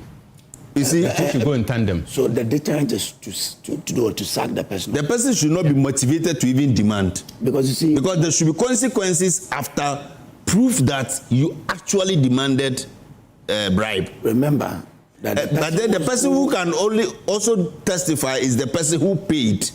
That's why as after paying, and you have evidence of payment, if you're able to report, At least there should be incentive enough that, oh, I paid. This was done. Yes, he collected the money. There is proof that he collected the money. We should be able to protect you, the one paying. But now our system is such a way that I'm coming. And now our system is such a way that the one paying becomes vulnerable. No, the one paying is also a part of the crime. So the payer and then the one receiving. So even if you report it, you become vulnerable. Yes, you also the person will not be punished. And you come at you again. What I'm trying to say, until we institute incentive for the one paying, that he's not the one inducing. So there are inducement too. People who also want to take advantage, who want to pay something to take advantage of the queue. Do you get it? People who also want, listen, mine should go earlier. Oh, take this and get mine going.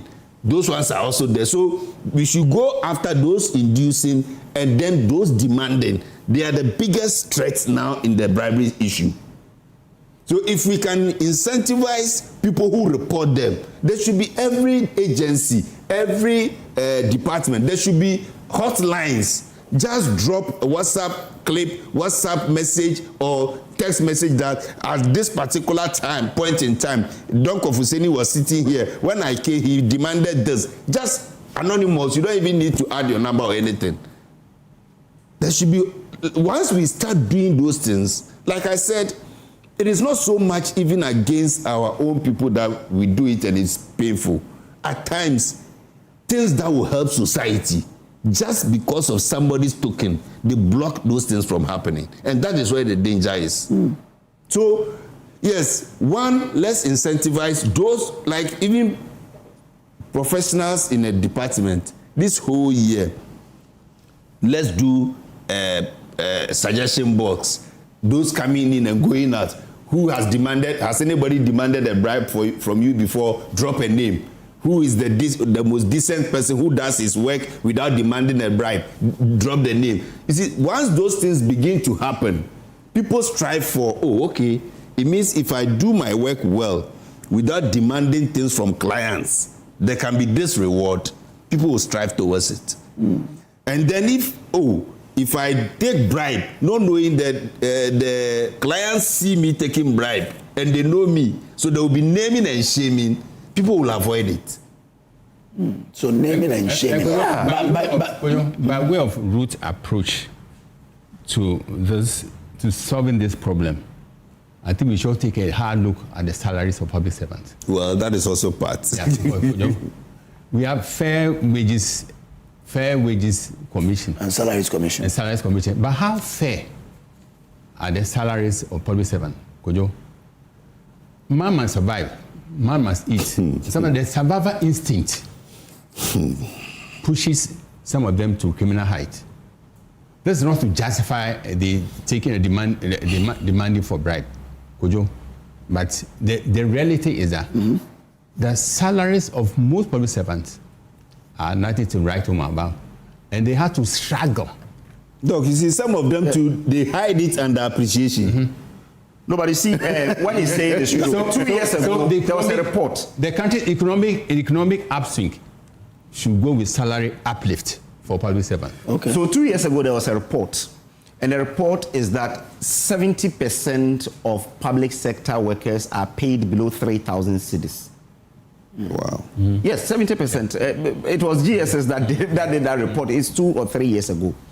And that is scary. Because if they take less than 3,000 cedis, and the person will have to pay even TNT to work and back. Rent, school fees. Don't even talk about school fees. Talk about even someone who just completed school, has started work, and is taking like 2,500. If the person is taking 2,500, he's paying rent, he's paying utilities and other things. But even the TNT from his place to the office alone will take about half of that amount. And if you put him in the shoes of someone who has even a daughter or a wife and a daughter, and maybe the wife is not working and so on, it becomes so. I agree that public sector workers must be paid at least not decently. Exactly, decent pay. Should really, but it can't be the basis for you to engage in bribery. No, it's not. Just as we were speaking, this story came yesterday. The Ghana Airport Company Limited has dismissed 2 car park workers at the Accra International Airport. Car park, yes. Yes, over allegations of extorting money from travelers. Yes. Says this forms part of efforts to eliminate the practice and improve passenger experience.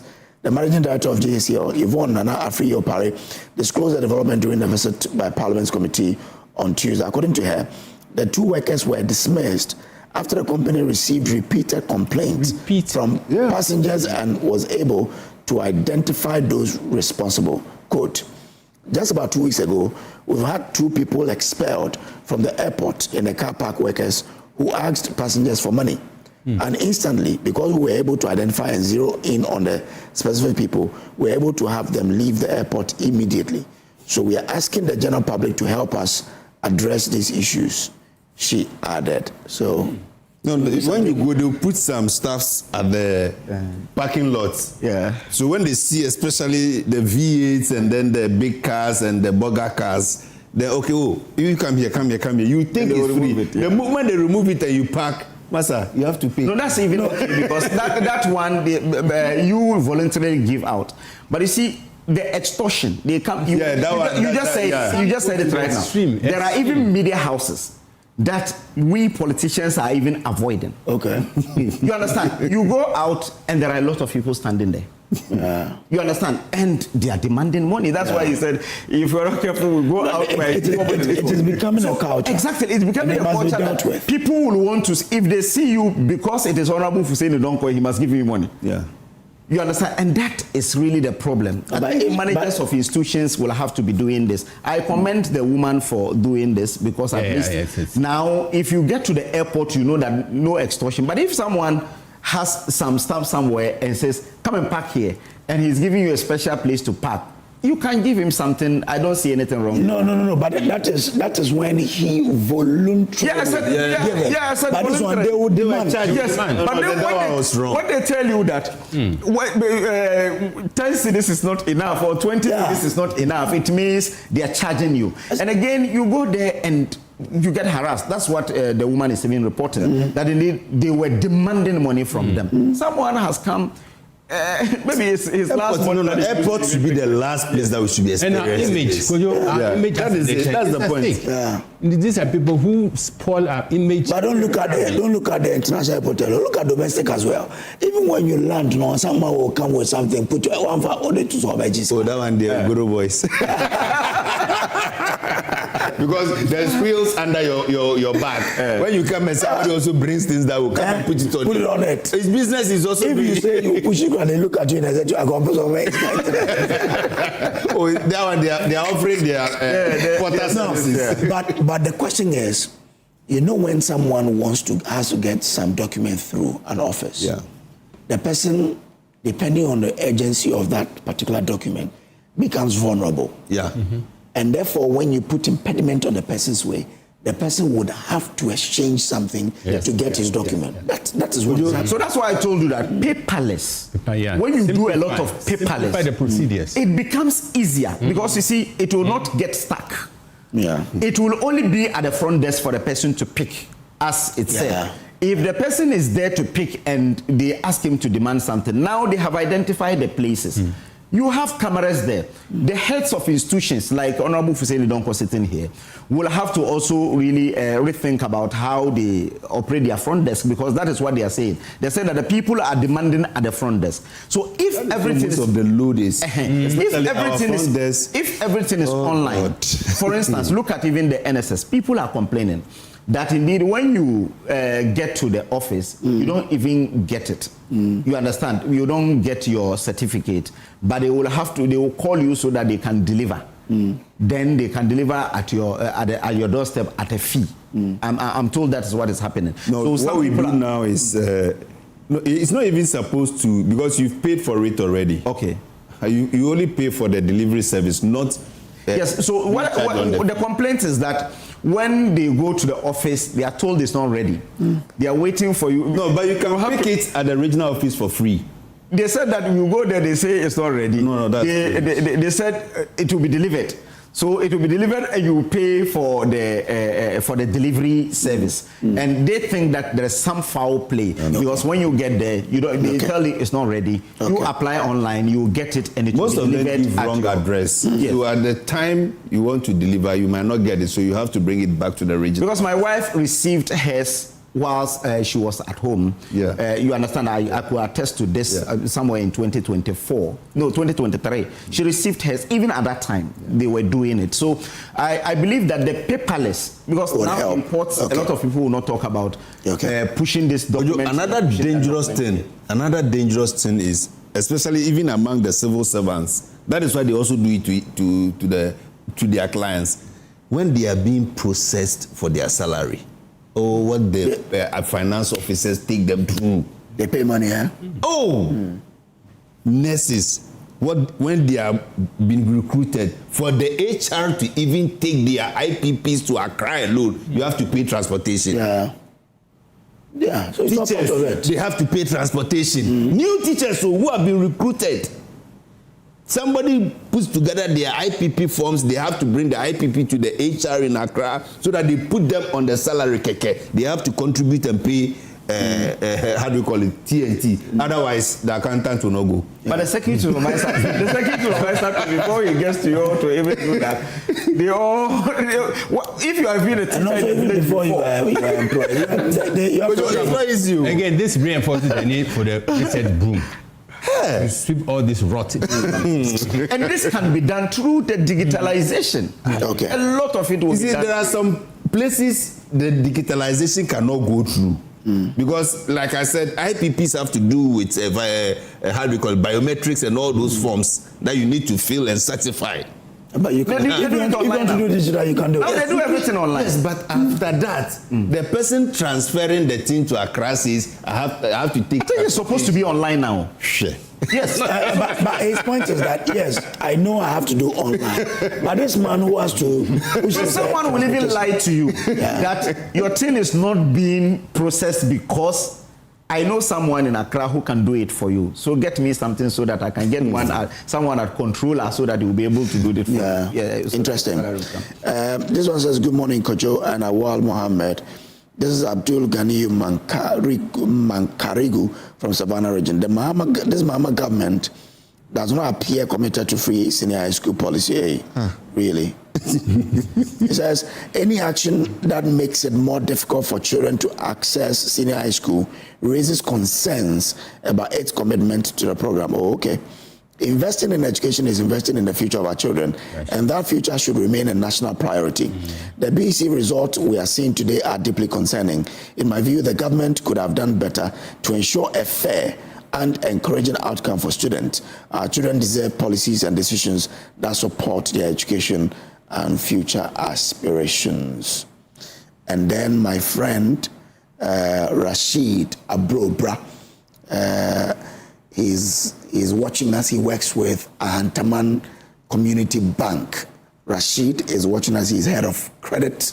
So Rashid, to you and your staff at the credit department, to the CEO, Sami Aka, and to everybody, wonderful workers of Ahantaman Community Bank, good morning to you. Yes, Baba Bayesibo Ozrola. Nabo Wojuma de Kamo, Debulane, Bokra, Bayeba from and Damanene. A more edible customer. I mean, the bank is a very good bank. Have you heard about Hunterman Community Bank before? I'll let them come to you so that. I think I'm sure you pay your people through Hunterman. Oh, you saw the bank when you were going. Yeah. It means you passed through Agron Konta. Yes. The beautiful city of Agron Konta. Yeah, traffic is too much. Oh, traffic. That road was done by Akufo-Addo, right? Yes. I think it's still... Yes, they are still doing it. It's Akufo-Addo did it, actually. But the traffic he's talking about is caused by Pragya. I'm sure you saw a lot of them. We have about 500 fragias in Aguna Kwanta. 500? Oh, it will be more than that. In Asawasi, we have over 10,000. Yes, in Asawasi, he's aware. Wherever you pass is fragia. So they have been causing the traffic. But I'm sure you should advocate that they should dualize Aguna Kwanta for us. So that was, but you put the place you've put your market, you have to break down the market. We won't break down the market. They will break it and construct 24-hour. That's what you are trying to do. No. No, the plan the Hunter was they are trying to relocate the traders and they would break down the market and construct a 24-hour. No, but to expand the economic market. But can't you send it somewhere? The market on the roadside is too. The market is not the roadside. But that is where market is, especially that is where it's No, it is not. It is not. But let me show you what is happening. The Aguna Kwanta market is this way. Okay. They are building some stores in front of it for the same people. Now, because of the stores, they had to push the guys who were in front of the market closer to the road. So where the kiosks are, they are not supposed to be there, but it's because of the construction. So when the construction is done, all these people will be cleared. Okay. So it means that you want to expand, you still have road. You still have a space that you can, So, I love it when you speak your language, because that your language, and then the one is it a Futu or something? The one in Winneba. Yes. No, there's a particular language in Winneba that is getting lost. Oh, okay. There's not two languages. No, I'm not sure it's the Futu. No, a Futu. Now they speak largely Fanti when they are supposed to speak. Okay. Wow. Okay. So we have, I've lived there for 4 years. We even we even set up a community radio station. But you to Fanti is strengthening your language. That's why we set up. We are set out doing that. Okay. We set up a radio station. So Konkomba now we have Konkomba Bible. Well, we also have a Hunter Bible. On Monday, a son of my friend Barnabas celebrated a birthday. Let me wish you well. Kojo Kum Anan. Your daddy loves you so much. On Monday, you celebrated your birthday.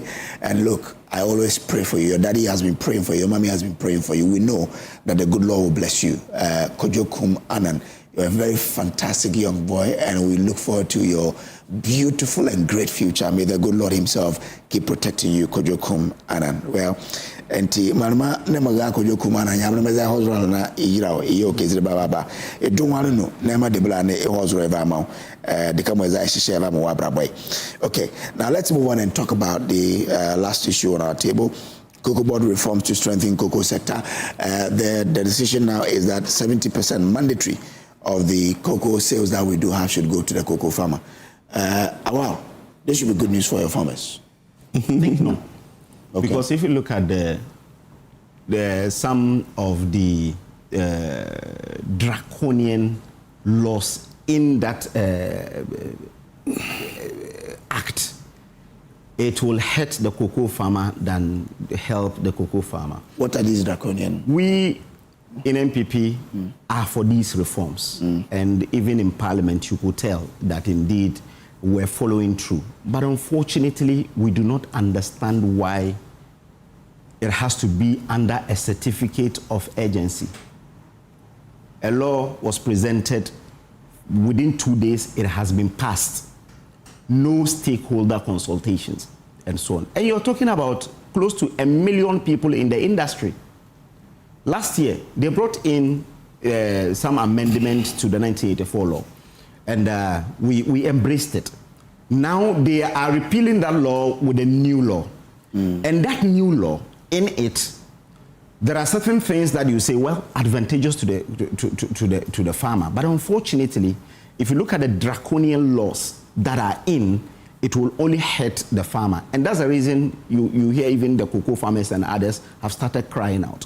Now, if you look at the law, it is saying that now you cannot change the farm again. If you have a cocoa farm around the Aguna Kwanta area, and you now think that rubber is now more lucrative than cocoa, before you can even change it, before you can cut it down and plant the rubber, you will have to get clearance from cocoa board before you are able to do that. If you fail to do that, you can go to jail up to 20 years for that act alone. If you even change it and you are planting crops, you can go to jail between 10 and 20 years. And again, they are setting up a tribunal to really adjudicate these things so that they can fast track these things. And again, if they come and meet you that you have cut about 3 or 4 of the trees, you can also be charged for doing that. Now, is that not protecting our assets? You see, the thing is that is why we are saying that make a broader stakeholder consultation. Why the haste? Why will you have to pass this law under a certificate of urgency? You came into power by telling the cocoa farmers that they were shortchanged. You told us that the Akufo-Addo government was so callous that he was not giving you the right amount of money for a bag. You promised 7,000, between 6,000 and 7,000 per bag. Akufo-Addo took it from 475 to 3,100. You said that person is callous. Today, you are not able to even give what Akufo-Addo gave them. They have suffered a haircut of 1,000 cedis. As I speak right now, they have still not been paid. Then you come out with this law without consulting them, without doing a broader consultation. Did you even hear about it before it went to Parliament? No. At least there must be some discussions. Yes, we believe that the industry must be protected, especially against galamsey and so on. It is untenable for anyone to convert a cocoa farm into a galamsey site. If you tell me that, indeed, if you convert it into a galamsey or mining area without proper authorization, that is really good, and we will all embrace that. But you're saying that the person changing it from cocoa to rubber or any citrus plantation, the person can go to jail for up to 20 years for doing this. This is so draconian. That's why I told you that. Yes, we were for it. We believe that we have to sustain the cocoa industry, and because it is almost the backbone of our economy. So we have to sustain it. But some laws must be tweaked. And again, I believe that when you're doing this, you have to give a lot of time for consultations, for media discussions, and so on. But you don't go under the certificate agency under the pretext that, well, the cocoa season is coming in the next 2 months. Why the haste? Why are you in a hurry to do all these things? Okay. One thing that is positive about the law is the 50% processing. That they said, well, now we will do processing locally, 50% locally, and so on. It will generate a lot of jobs and so on. But I believe that the president must not sign this law.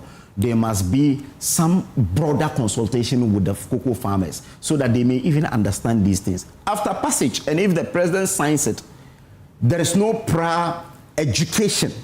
So it means by October, November, when they start, when the new cocoa season starts, the moment you do this, if you cut about 10 trees, they come and you can be arrested and you can be fined. And they are setting up courts. Someone who is suffering to even get paid will have to also go to court and can even be jailed for something that he has planted. The government didn't plant it for him. The person has planted it. And so this is even a disincentive for people to enter into cocoa farming again. Because we were told, the president told us that they will get plantation for the young people. They will get them abubuya. They will get them poly tank, so that they will be able to plant all these things. These things are not even in. You promised them the 6,000. You've not been able to pay. Today, 2,500. You are not able to pay. Now you are sending them to jail because they want to convert their cocoa farm into rubber plantation or some other things. I think this is untenable. The president must not sign this draconian law. Must sign it. He has not signed it. I'm saying he must not sign it. Okay. He must not sign it. Send it back. Let's have broader consultation. Then we come at a consensus as a nation, together with the cocoa farmers and those in the industry, so that it will be able to help us sustain the industry. Okay, all right, thank you very much. Yes, I can understand, my brother. 1 million people in that particular sector alone is a big constituency for him to appeal to. So I can understand the politics of it. 4 million, because if you look at their dependents. No problem. But then let's all be very a bit realistic. You see, Kojo, as I speak to you now, the NDC, when we came back in 2025, reintroduced the free cocoa fertilizers. So now they are giving fertilizers for free. That's not correct. Please, that is what you don't know yet. So no, that's not correct. I'm telling you that has been reintroduced. So just ask. Cocoa Board said it, and that is what I'm quoting from Cocoa Board. That is what they are doing now. Please. Okay. It has been reintroduced. So they are now getting the free fertilizers, free insecticide, free fungicide, free spraying machines, free flower inducers. Okay, hold on. Do you have a cocoa? Do you have a cocoa farm? No, I live in a cocoa. He's aware where I come from. I'm from Asante Fujiase, and the cocoa area. But you know this for a fact. No, let's be very. See, so you're saying they've given free fertilizers? Free fertilizers, all those things that I mentioned have been. When did they start? Oh, well, ask Cocoa Board. They say they have given the thing. You are here. You are not a farmer. You say it has not started. You live in a Fijasi township and you are talking about cocoa farms in a village. Listen, the problem we should all understand is that if you go to places like Germany, their minerals are not so much. But go to all the countries where there are serious minerals. If they catch you trying to even take one bit of that thing out. I was in the house of the former ambassador to Denmark. So we went to the house, and a branch of a tree in her house, had broken and is on one of the stores. I was like, oh, madam, why don't you let them? Hey, Fuzini, I beg. I've called the authority. They themselves will come. I see. A branch? Yes. A tree branch has fallen and is almost collapsing. This thing. He said, no, she cannot on her own volition get up and go and cut that tree. She has to report it. The forestry commission guys will come and properly come and put a line on it, cut it properly so that in the future the tree can regrow.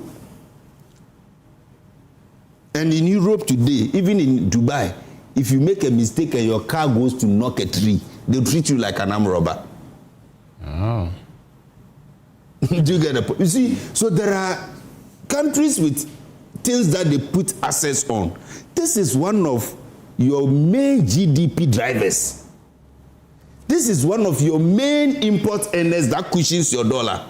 So if you are investing into this and you are putting fertilizers there, you are spending to put free this thing there, and tomorrow, out of emotional frustration, somebody takes up a cutlass, does a video, and says, I am cutting this thing down, there is nothing you can do.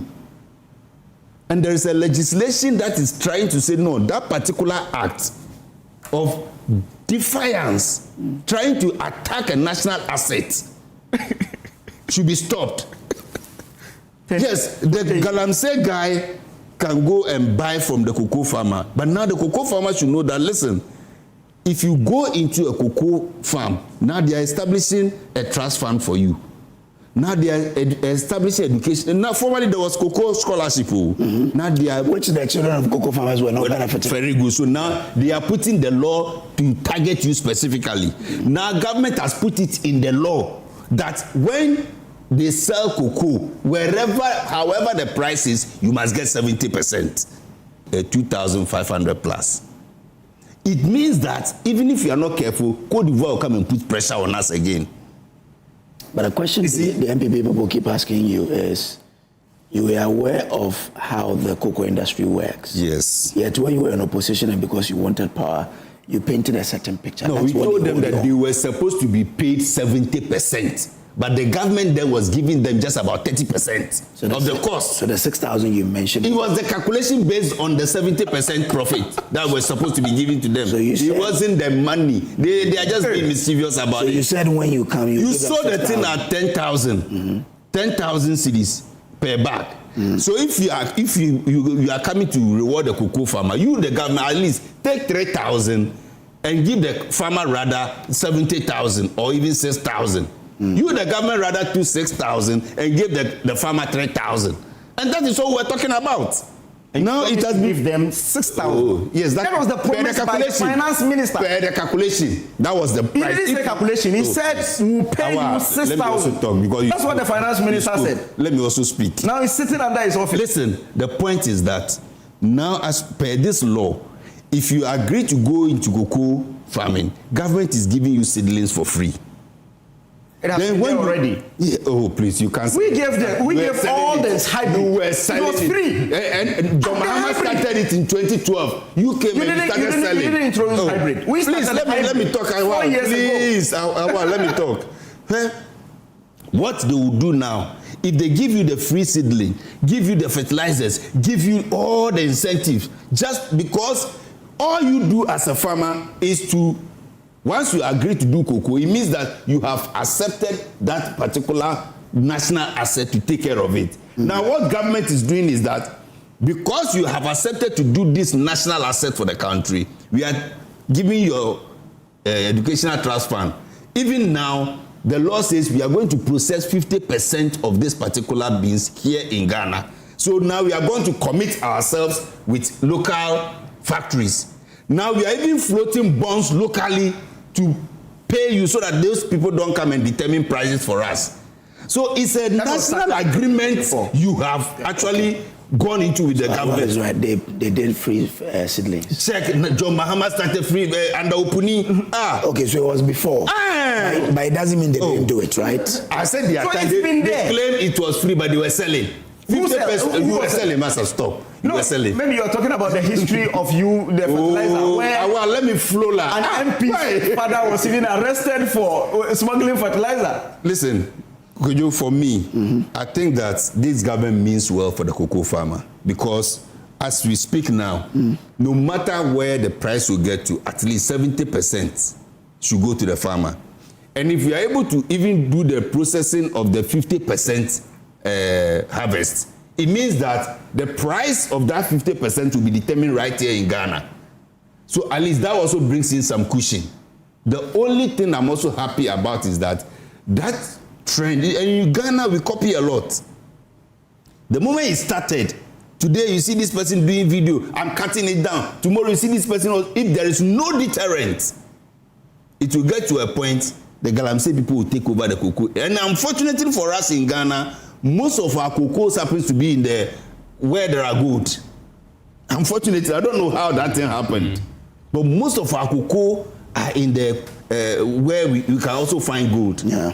And if we don't do anything to protect it, it's just a matter of, if you want to convert, you inform government that, listen, or you inform authorities that, listen, my cocoa has come of age.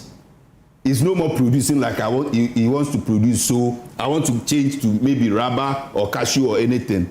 It doesn't mean they will stop you. They will. No, they won't stop. Which cocoa board official will allow you to do this? My brother, they won't stop you. If the cocoa have come of age, they themselves will bring you a hybrid that cuts the one that is of age and is no more producing and plant another one. That is what they do.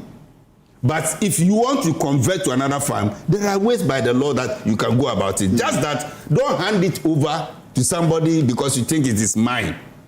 That is why the nation spent on it. So if you're handing it over, know that you have to talk to someone so that we prevent the issue of people just cutting it down. No, it spoils the nation's image even. So for me, I think this law is good. At least now, government of Ghana, even after John Mahama, will be bound that the cocoa farmer, whatever they sweat for, they have a fixed amount that is supposed to come to them. That should be good news. Now, the cocoa scholarship is not for those in Accra.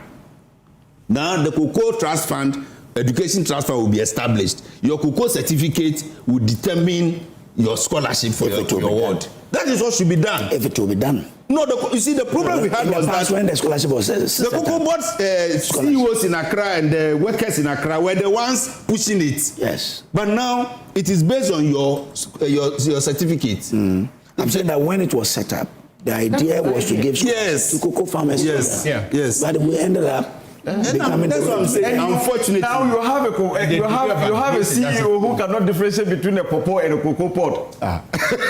This is what this one Nana Poku said about Randy Abe. He said he cannot even differentiate between. He said he's a member of the NDC communications team. He said this. Anyway, this one says, "Good morning, Kojo. There are some teachers in Western North region who are facing the same problem because their salaries have delayed. They are demanding each teacher pays 2,000 Ghana cedis. Yeah, what's the salary? This is what is happening. So okay. Forfeit 1 month salary. Nana Kwama Boateng Ablekuma Central says, "Good morning, Sam. Isn't it interesting that private schools, which usually produce high-performing students because of their better facilities and conducive learning environments, are now recording poorer academic performance than their counterparts in public schools?" Greetings to Albert Kreku, MPP Greater Accra Regional Assistant Secretary Hopeful. Nana Kwama Boateng Ablekuma Central, aka Dr. Baumia, will be president in 2028. Inshallah. Nana, do you know Boateng? Yeah, I know him. Oh, okay. Oh, okay. Hardworking social media guys. Okay. Hey, Nana. This one's Kojo.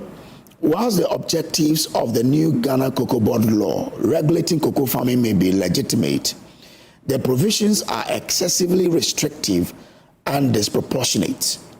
Specifically, the prohibition on cultivating food crops concurrently on cocoa farms for household consumption imposes an undue burden on farmers. Yes, it's in. There's a prohibition. Yeah, it's in. You cannot really mix it with anything. When it's coming up, it is allowed to do. But once it comes of age, because the temptation is that if you are going to cut the food stuff, you can mistakenly cut the cocoa trees as well. How can you? Really? No, but it's normally when cocoa matures, you can't grow anything under it. Yes. No, but you see, but some when crops, it's coming up, you can do. Yes. But once it grows up, you can't do because anything. there won't there. be shade. Yeah. I get it. Yeah. But when you check the law, you cannot mix it with any crop. No, but if when it's cocoa, it's cocoa. Yes, you can't but do see, cocoa our time, what we did was that the old cocoa farms, we gave them the hybrid for free.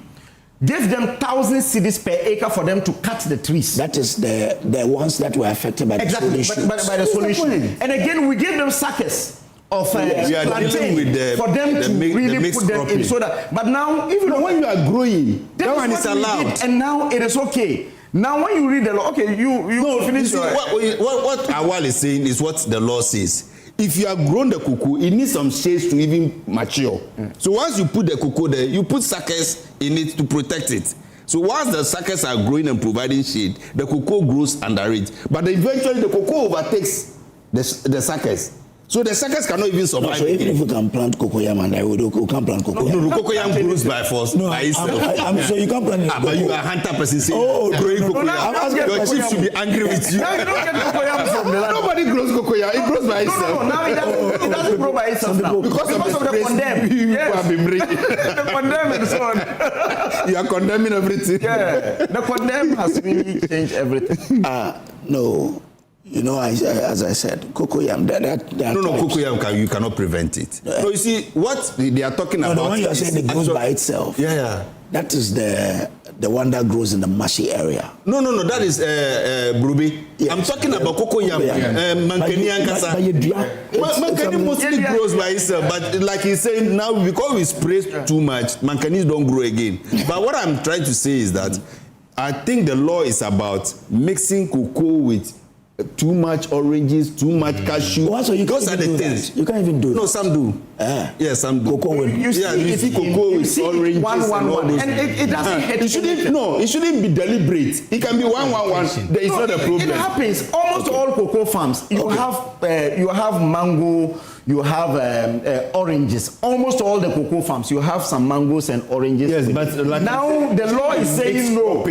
The law is saying no. It shouldn't be deliberate. Okay. If it grows, you grow 1, 2, be fine. I almost mentioned Xanthosoma sagittarifolia. We are lost. A whole science student. that is, either is the botanical name of cocoyam or the one that grows in the swamp area, the brobe thing. Yeah. I've forgotten the which one of them is. Monsieur Yache, but I remember Xanthosoma sagittarifolia. But my great colleagues, you can help me remember which of them it is. But this one says, legislation should not remedy one mischief by creating another. Yes. The absence of adequate consultation is evident from the outcry amongst cocoa farmers. Yes. A regulatory framework of this nature is not conducive to attracting prospective farmers and risks undermining the sustainability of the cocoa sector. Manche Bruce II in Takrade. Manche Bruce, good morning to you. And good morning to my friend, Justice Aqua. You know, over the weekend, he won the chairman for the Takrade constituency. So Justice, good morning to you. I hope you are well. Justice Okay, Aqua. so that is the brobe. That's the brobe. That's the brobe. Sagittarifolia. That's the brobe. Yes. Oh, yes, you are the Can you imagine? Obete, the Broma cacao. That's cocoa. There you say, Nelis Guinensis. Palm, oil palm. Okay. So in school, when we want to confuse, that is a Greek students. Yes. Biology student. Rough amoeba. Anyway, I have money. Yeah, so on the cocoa, I don't know whether you have a cocoa farm, you have a relative in cocoa farm, but let's talk about the cocoa new bill. And Kojo, I'm inclined to believe that the passage of the bill into law was preceded by a multi-stakeholder discourse. Yes, it started even before the crisis of the pricing and all those. No, even that's what. That's not correct. When you check, even before its passage in Parliament, these were the issues raised by Kojo Nkrumah and even our spokesperson on cocoa that hold on, let's have broader consultation. Said. Ryan Diabe started talking about the new cocoa bill even before the prices. But there was no consultation. If you don't consult, so what was he doing in the farms? The new cocoa bill is even in your manifesto. It's not really something about someone has started talking about. So what was it is something that you have put doing in the farm, consulting the cocoa farm? When did he go to the farm? When did he go to the farm? The day that he went to the farm with that brand new chest, he never went back again. And this is a fact. As for you and politics. Okay, allow me some money. It is common knowledge that our cocoa industry has been on a precipitous decline. So one hopes that this new law will crackle the industry back to life. And one area which Kojo excites me is the reservation of 50% of cocoa crops for local processors. At least Cote d'Ivoire is doing that successfully, so we can also try. This is good news because we've been playing this service to the cocoa sector. Yeah, the painful. Do you know that all the cocoa butter we buy are from Cote d'Ivoire? Mostly. We don't do some in Ghana. Cocoa butter. Most of them we import. But that's an opportunity for you. Set up a factory. Let's do So Kojo, the time has come for us, to revive our industries. It will come with the creation of more jobs. Kojo, unemployment is still a Herculean task. It's a very serious headache. No, it will force some industry to even relocate to Ghana. Yeah. So Kojo, we should also by means of a comprehensive journalism, Kojo, we should also sharpen the focus on that area, making sure that the local industry, Kojo, is revived. Chief, not to cut your thoughts again, but in Ghana, our attention is so much on the consumable cocoa products. Yeah. That is the pain for me. But the highest earning part is also the beauty products. That one, our focus is not so much there. We are all doing the chocolate, the toffees, the cocoa, brown cocoa, powder, and Milo, and that is all. But the beauty products that fetches more. Because, Charlie, China alone, if our cocoa butter or cocoa cream is properly done, China alone can save our GDP. So the whole rhetoric of value addition should be translated into concrete action. Okay. So that Ghanaians will get more jobs, Ghanaians will produce more, Ghana will export more, Ghana will earn more, and Ghana's survivor will be, will be on ascendancy. Will be on ascendancy. Okay. All right. And one area we need to look at, Gobi, it is said that every law without education is a hallucination. We need to educate people on this law. We usually assume that the cocoa farmer will get the nitty-gritty of this law by virtue of the fact that it has been passed. We need to go to them. We need to explain to them. We need to get them to internalize what the law says and reflect what they can reflect, so that collectively as a nation will. Thank you very much, Mr. Money. Today is the birthday of a brother of mine in the UK, Ibrahim Adam. Ibrahim is a fantastic academic and a consummate professional. Ibrahim, wherever you are, I say good morning to you. Happy birthday. May the good Lord bless you because you have a good heart. You're kind of, last time I met a woman who was telling me how, but for you, she would not have been able to take care of her child. So kudos to you, Ibrahim, and have the best of days today. Well, Afel Money, Mr. Afel Money is former president, Ghana Journalists Association. We're having our demonstration tomorrow to see our democracy. Okay, sure. You understand? We believe that the democracy is on a decline, looking at the set of laws for NDC and a set of laws for the MPP. And there is growing fear in the judiciary, right from the first day that they used Trump-up charges to remove the Chief Justice. Now, there is fear in the judiciary that any time someone is presented, they tilt towards what the executive want. And we believe that we cannot continue to do this. Excessive bail conditions.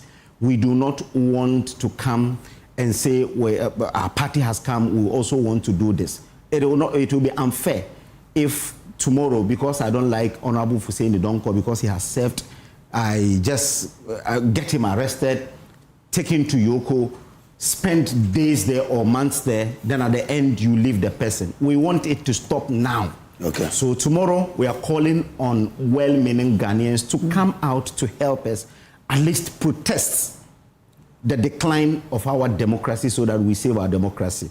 It will be, the converging place will be at in front of the Supreme Court. Yeah. Then we enter into the Supreme Court to send the petition over there. Right. And we walk past Yoko. We will stand at Yoko to do some antics there before we can move to the seat of government at the presidency. Wow. Okay. We present our petition. Okay. Then the other petition will also get to Parliament with some leadership. Okay. This is only the first of series of demonstrations that we will do across the country to save our fledgling democracy. Okay, all right. Thank you very much. They're going for peace. They're going for peace. Our time is up. One only praise. Yeah. Now the fundamental underpinnings of our stability will never be eroded by this series of actions. Okay, all right. Okay. No. We are not abiding. When the court takes a decision, how do you see democracy is under attack? Anyway, so they are going for PE. Thank you very much. Thank you very much. Awal Mohammed is a member of the Communications Directorate of the MPP. Mr. Afel Money is former GJ president. Donko Hussein is deputy director of National Service Authority. Dr. Kwame Asante is a political scientist. He joined us via Zoom. AM News Review is sponsored by Syntax Pipes, Pegasus Publishing, and Awake Purified drinking water. That's what it is. Thank you very much. Oh, you want a bigger one? Okay, Awake. They say bring a bigger one. Okay, thank you for watching. We have a lot more for you here on the show. So do stay with us. Don't go away.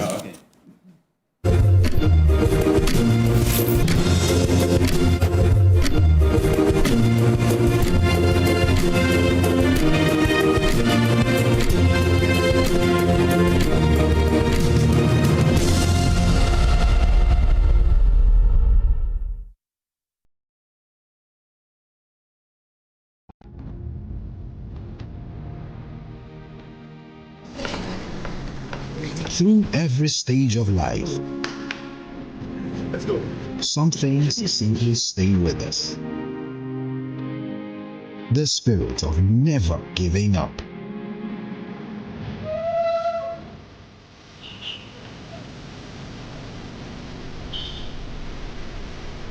A throwback to a bygone era. Love was service. The silent statement of love.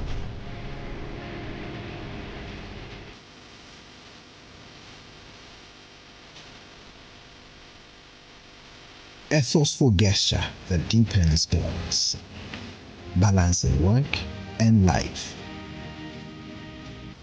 Every drop refreshes, every sip hydrates, just as it should. I am awake, one for life. Drink water, drink awake. Supporting the National Cardiothoracic Center. This advert is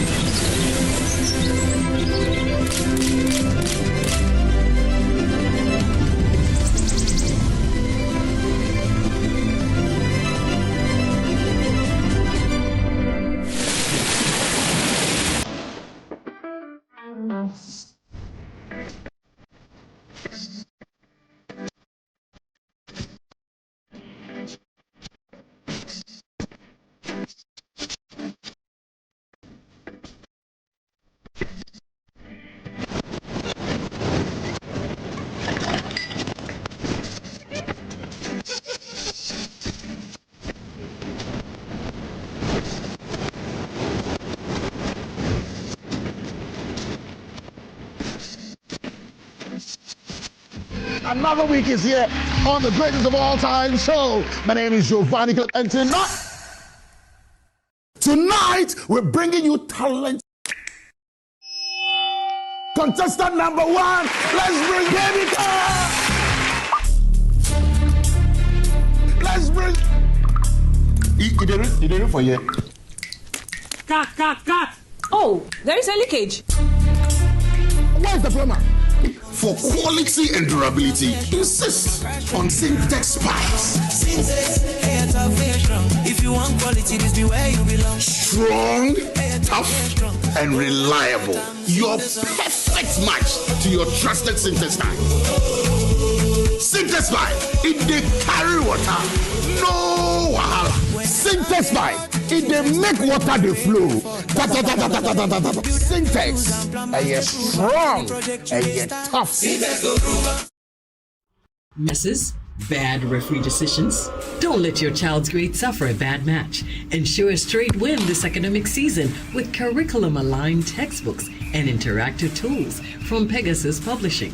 From preschool to senior high school, we have the exact game plan your kids need to ace their classes. And because it's World Cup season, you get a massive 20% off every single book. Don't drop points. Call 059-50-10175 or dash to Pegasus Publishing in Accra, Newtown, right opposite the Total Energy Station. Free delivery within Accra when you call. Pegasus Publishing, shaping minds, winning futures. We're kicking your year off in all her glory. With more, because we got you. You get it? We got kicks. We got scores. We got action. We got roars. It's my specialty. We got drama. We got fun. We got more for everyone. With an upgrade on us, just for you. More channels, more shows, more reasons to stay. We got you. DSTV, we got you all the way.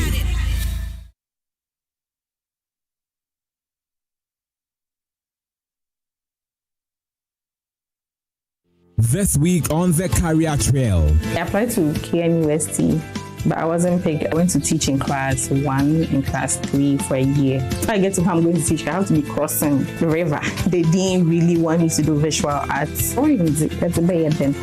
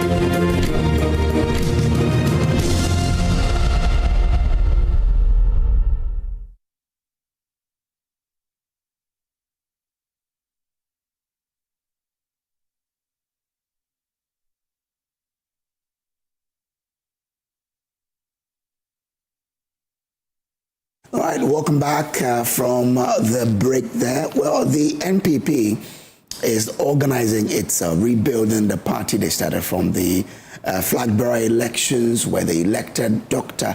Mahamudu Bawumia to be the flag bearer of the party for the 2028 elections.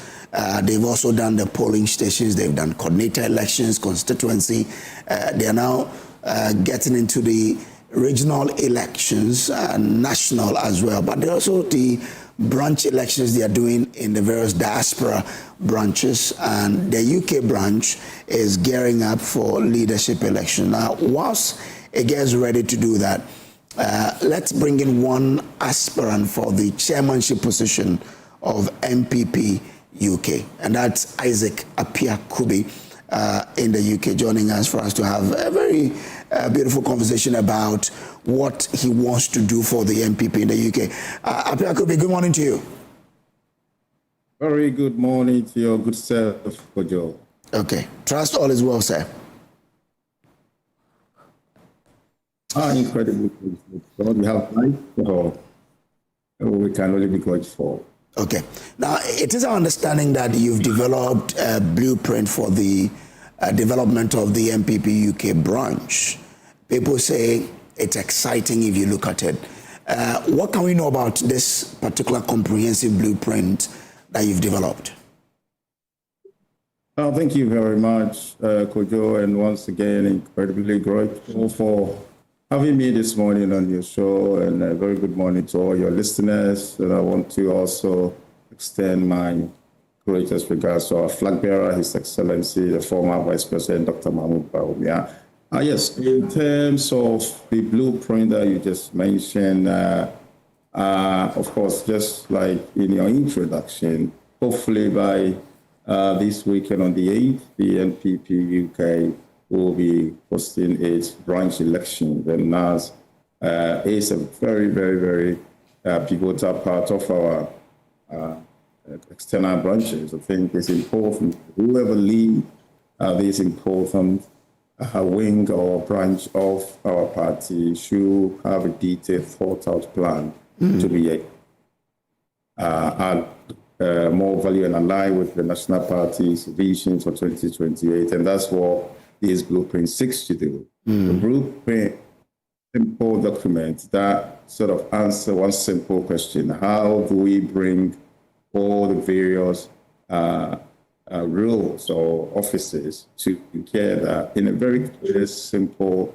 measurable objective that aligns with the national party objectives to give us a better chance of coming back to power 2028. So your blueprint is about helping the MPP UK to contribute its contribution to enhancing the chances of the MPP in winning the power?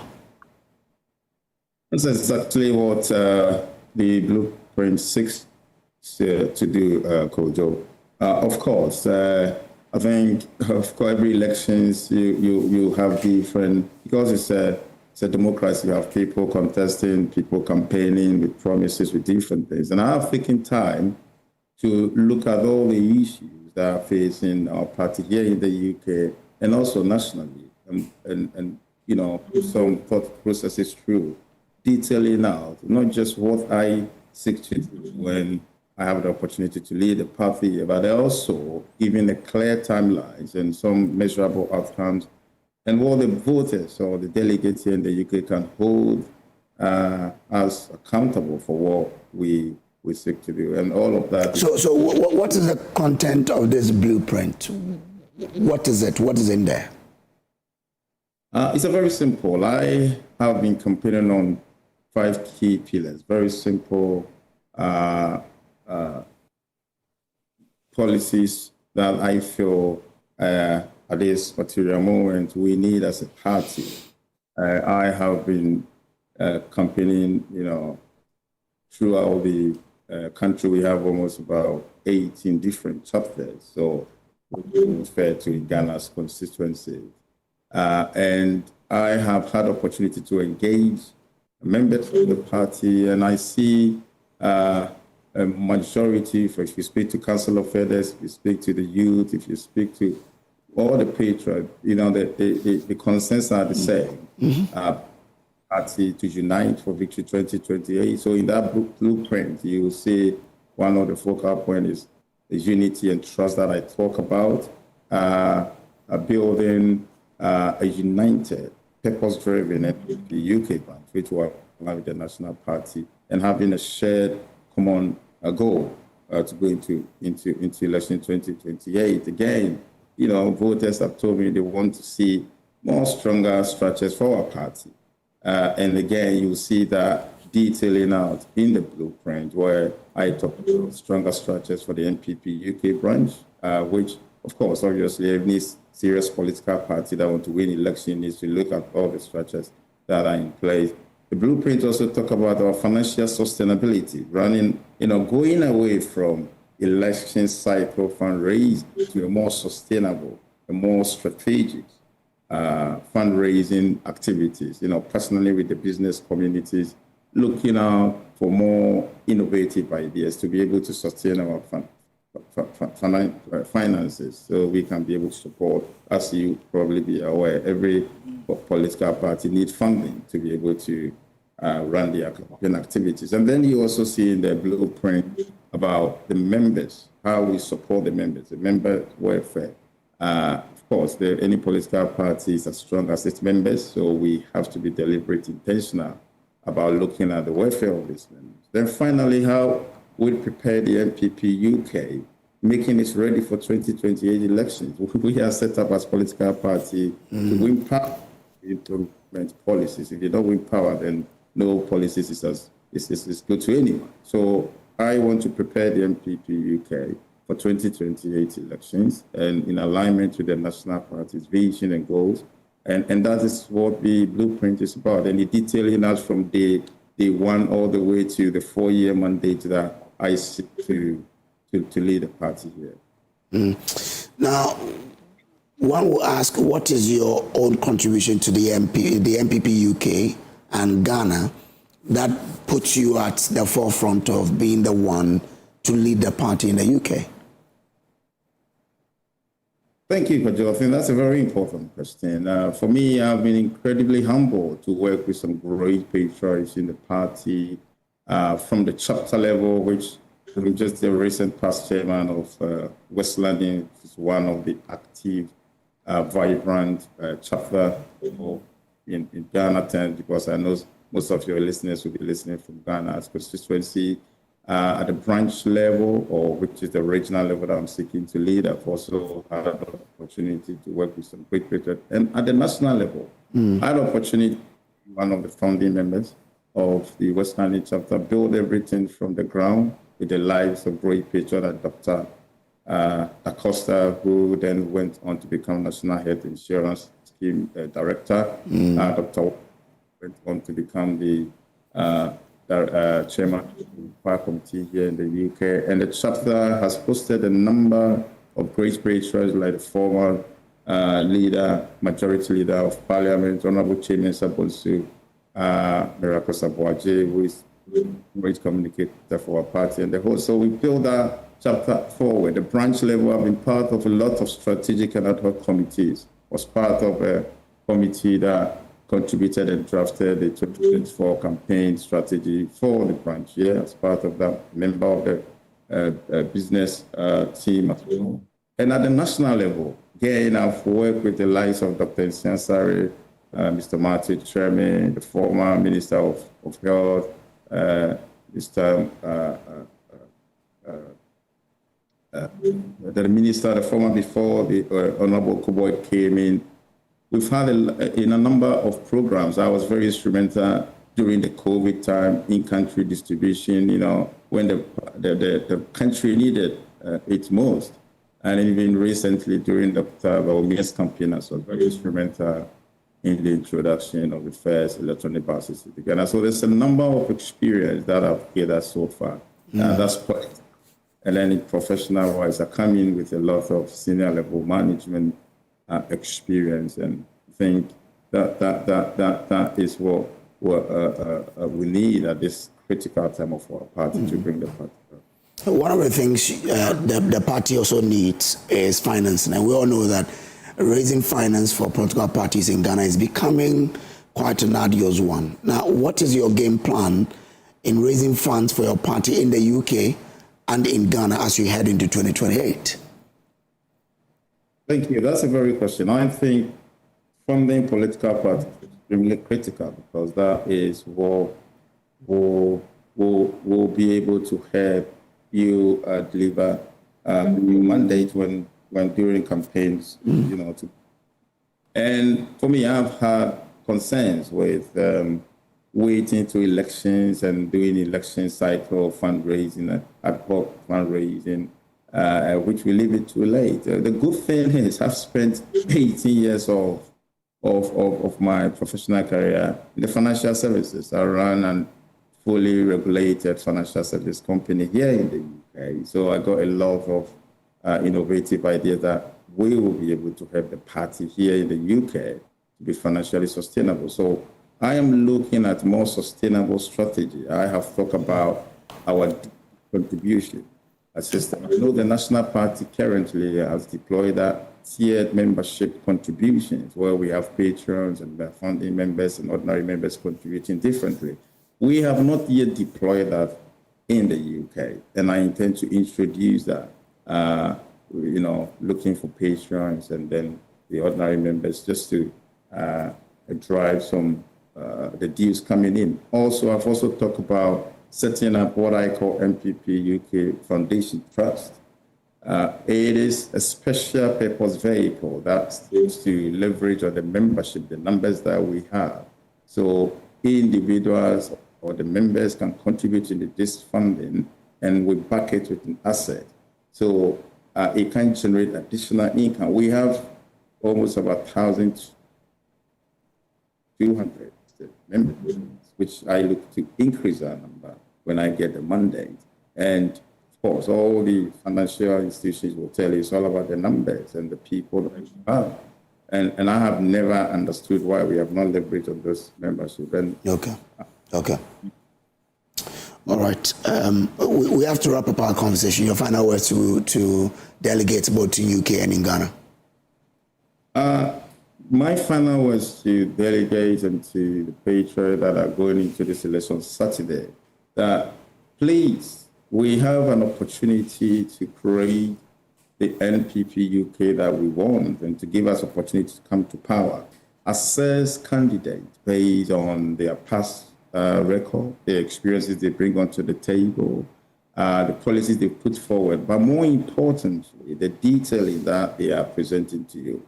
Because we have to move away from campaign slogans, the promises, and look at the details. I have put out this blueprint document from day one to the 4-year mandate, highlighting from the first 30 days, from 60 days to 100 days, all the way through to 2028 as well. And everything is well thought through in terms of measurable outcome. Hold me by those standards, and I am, appealing to all candidates that look at assess candidates on this basis and vote on that, so we can have a better chance to come to power 2028. Thank you very much, Isaac Apiakubi. All the best to you. Thank you. Thank you for having. All right. Isaac Apiakubi is branch chairman aspirant for the MPP UK. That is today. This one says, good morning to you. Our incoming Western Regional Executives, i.e. Chairman Abdul Ganiyu Mohammed, a.k.a. Bulldozer, Madam Abina Kuala, the incoming second vice chairman, the first vice chairman also. Okay, maybe you can correct it for me. Yao Amwabinya Champon, the current organizer, and still maintain, and not forgetting Honorable Kuntu Blankson, the awaiting regional youth organizer. KB, my next MP for Hunter West. Blueprint is Kadoka 10 brought this one in. This one is Kojo. If we want a chairman in the UK who understands the base, delivers results, and unites the party, then the choice is clear. Okay. Hey, but you're doing a campaign against the one I just interviewed. Manche, next time when I interview the person, that we can do this, yeah? Forgive me. All right, so this is still the AM show. We'll be activating the phone line shortly for us to receive your your calls, especially on the BEC matter. What is your own experience? But let's take a quick break. When we come back, the phone lines will be activated so we can hear from you. Just stay on with us here on AM Show.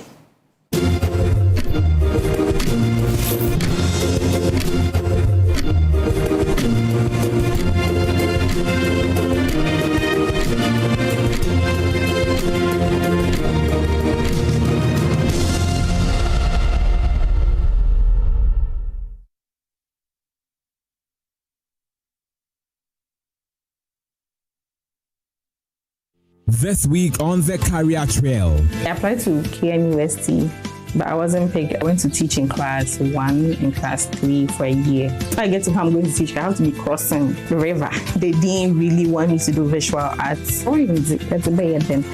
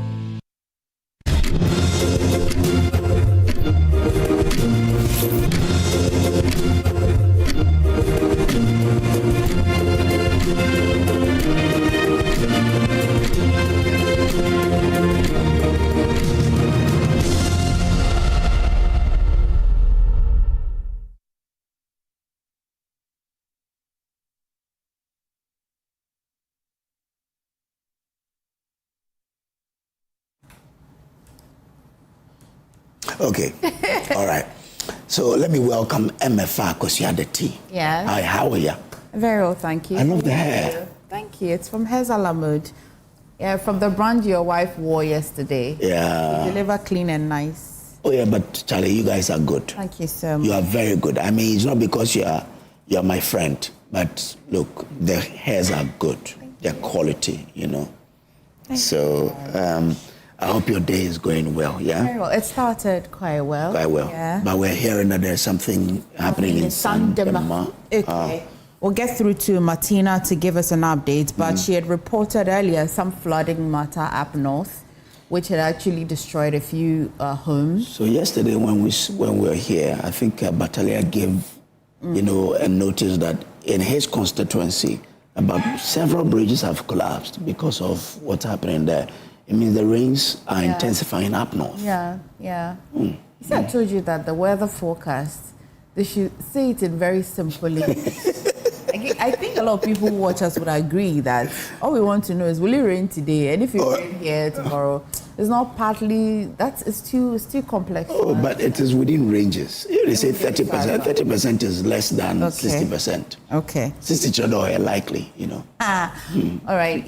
We're opening the phone lines, right? We'll try and connect with our Northern Regional correspondent to give us an update on what's happening in Sandema, especially for the floods. But you watching us today, there are a lot of matters that Kojo had treated earlier this morning, but top of it today is definitely the WAEC or BEC matters. Are you a parent?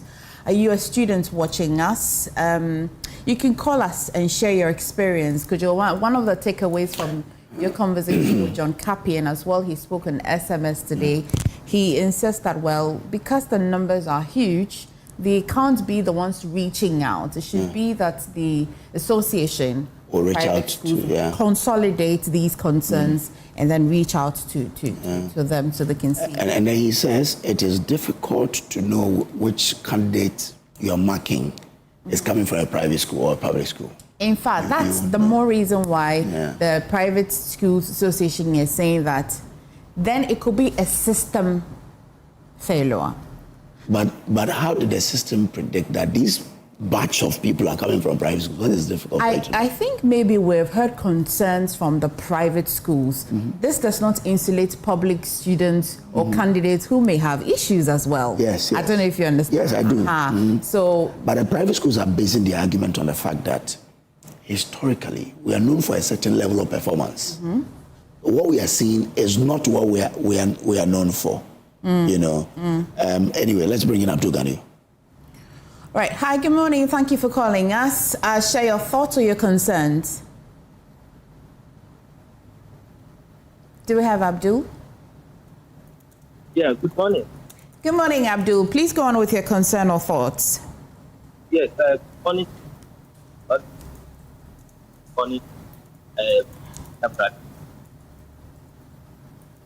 Abdul, are you able to position yourself properly so we can hear you? Yes, this is Afghani bank policy.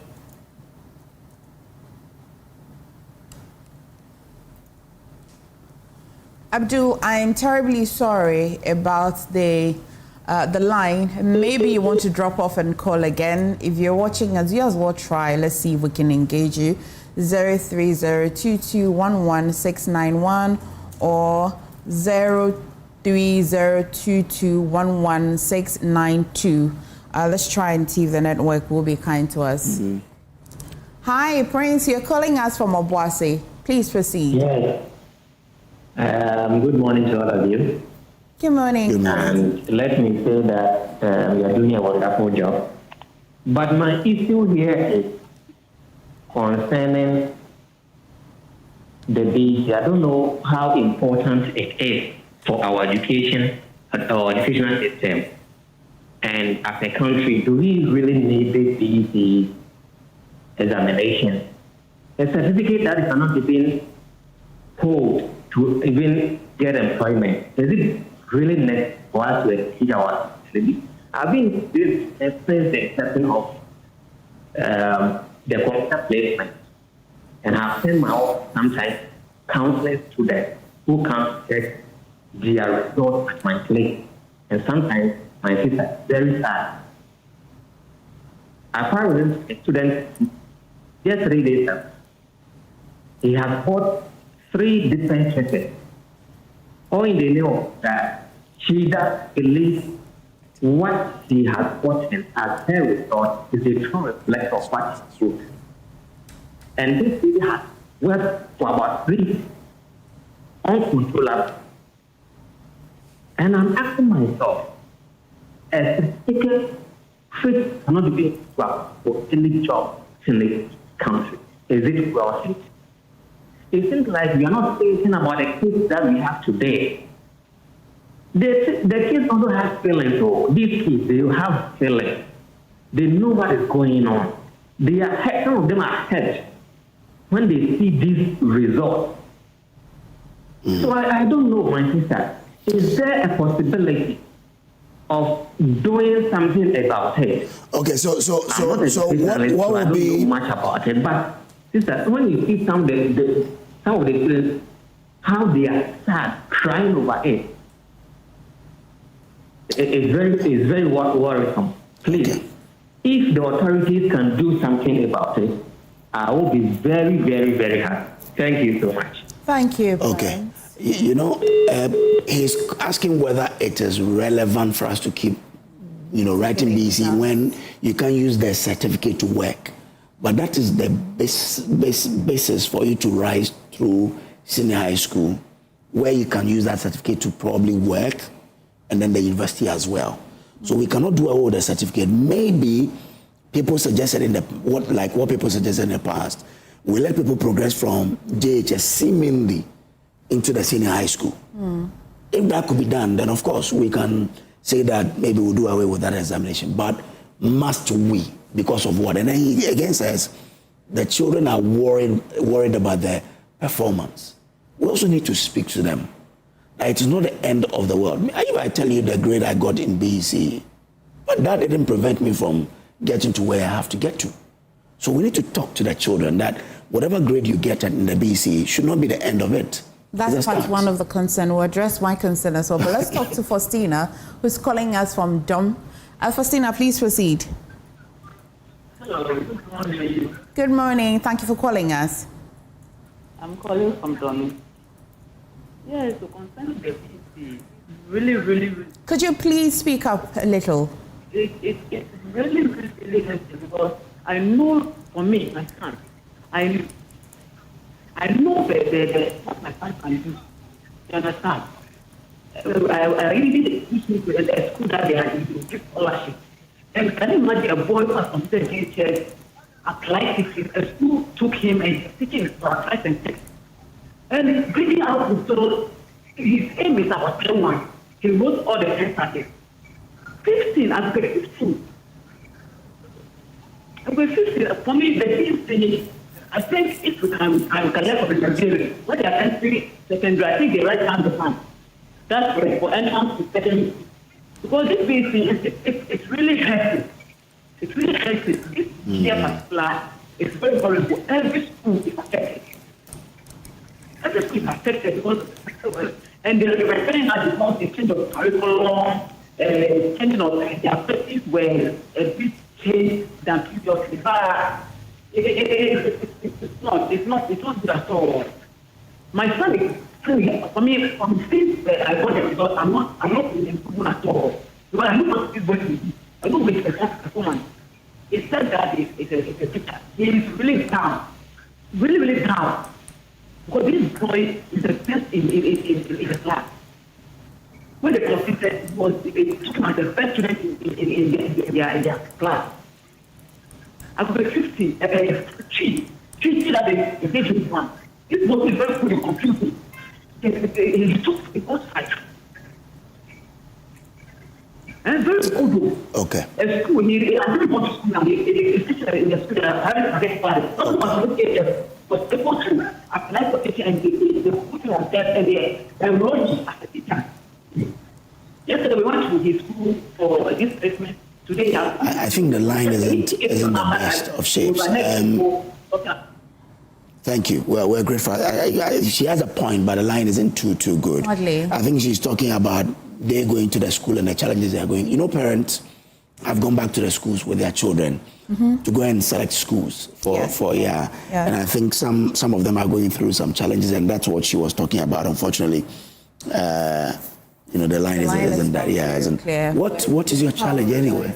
So what was your initial concern? You said that we should speak to them. Yes. That I agree. I totally agree. However, my concern is some people genuinely put in the work. Yes. And so... But again, how do you determine that the work you put in is exactly what was demanded by the examiners and therefore should get you a certain grade? That's what I'm saying, that you know when you're taking an exam and you know that this paper will fail. And you also know when you've taken the exam and you know that you will pass. That's why it says that they have a period that they can come to the school. John Capi says they know that there's a room for you to come and then check on what's happening. You know. Anywho. Okay.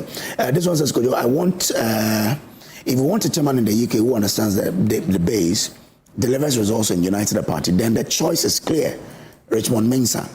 As immediate past chairman of Milton Keynes branch, he has proven himself to be a formidable grassroots organizer. He has raised vital funds for our youth and women's wings and supported identifiable groups, including the MPP Loyal Ladies. Beyond the UK, Richmond has walked the talk. He has been on the campaign trail in the Western region for the last 4 successive elections. Richmond Mensah has the experience, the commitment, and the network. He is the best man for the job for MPP UK chairman. Manche Bruce, the second, brought this one in. Hey, Manche. Anyway, let's move on there. Wrapping up. Yeah. Okay. Had a good show this morning. Yes. Very interactive as well. If, again, people. I hope the lines were good. People should also let us know their experience in paying bribes to people in public service. Yeah. Like I read a test. Teachers in Western North, whose salaries have delayed, are being asked to pay 2,000 cedis each for the process to be done for them. This is unofficial, right? Unofficial, oh yes, of course. They don't give you what do you call receipt. You know, sometimes you pay some fees in some public offices. They give you receipts covering a certain amount, and the remainder is not covered. And you cannot ask because you need your unexperienced damages. damages that exist that you don't know. But the real concern, if you're bold enough to mention or name, why not?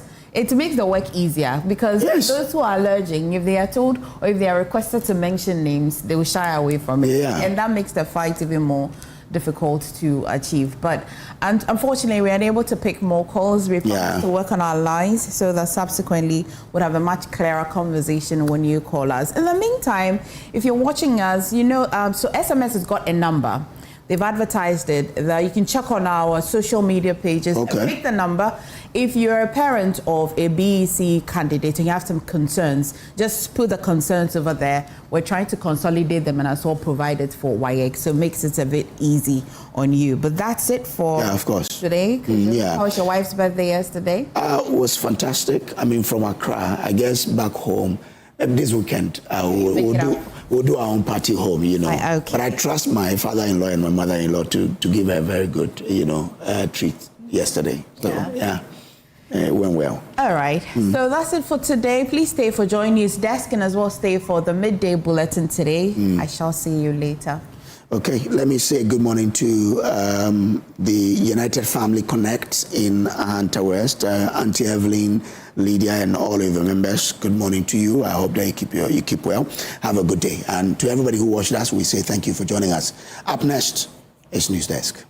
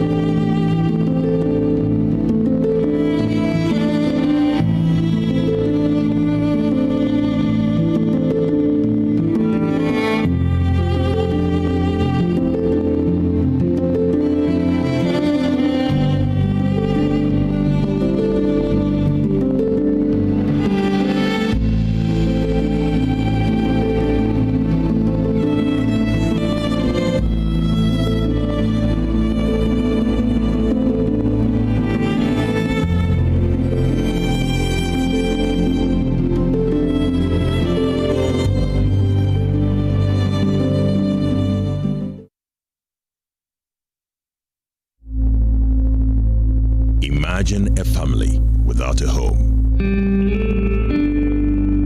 Imagine a song without a voice. Imagine a church without prayers.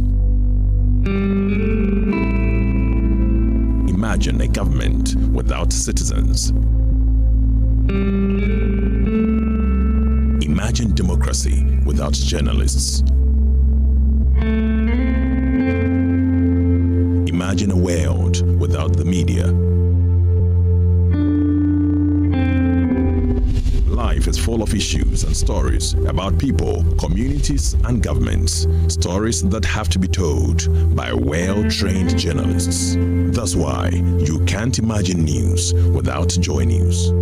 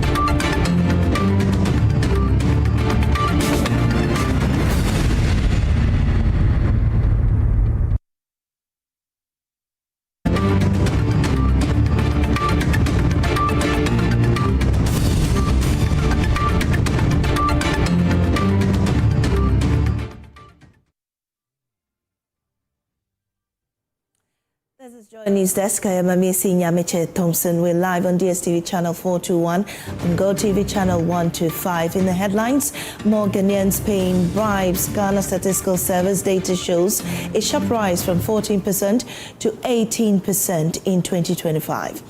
Also on our desk, West African Examinations Council rejects claims that private schools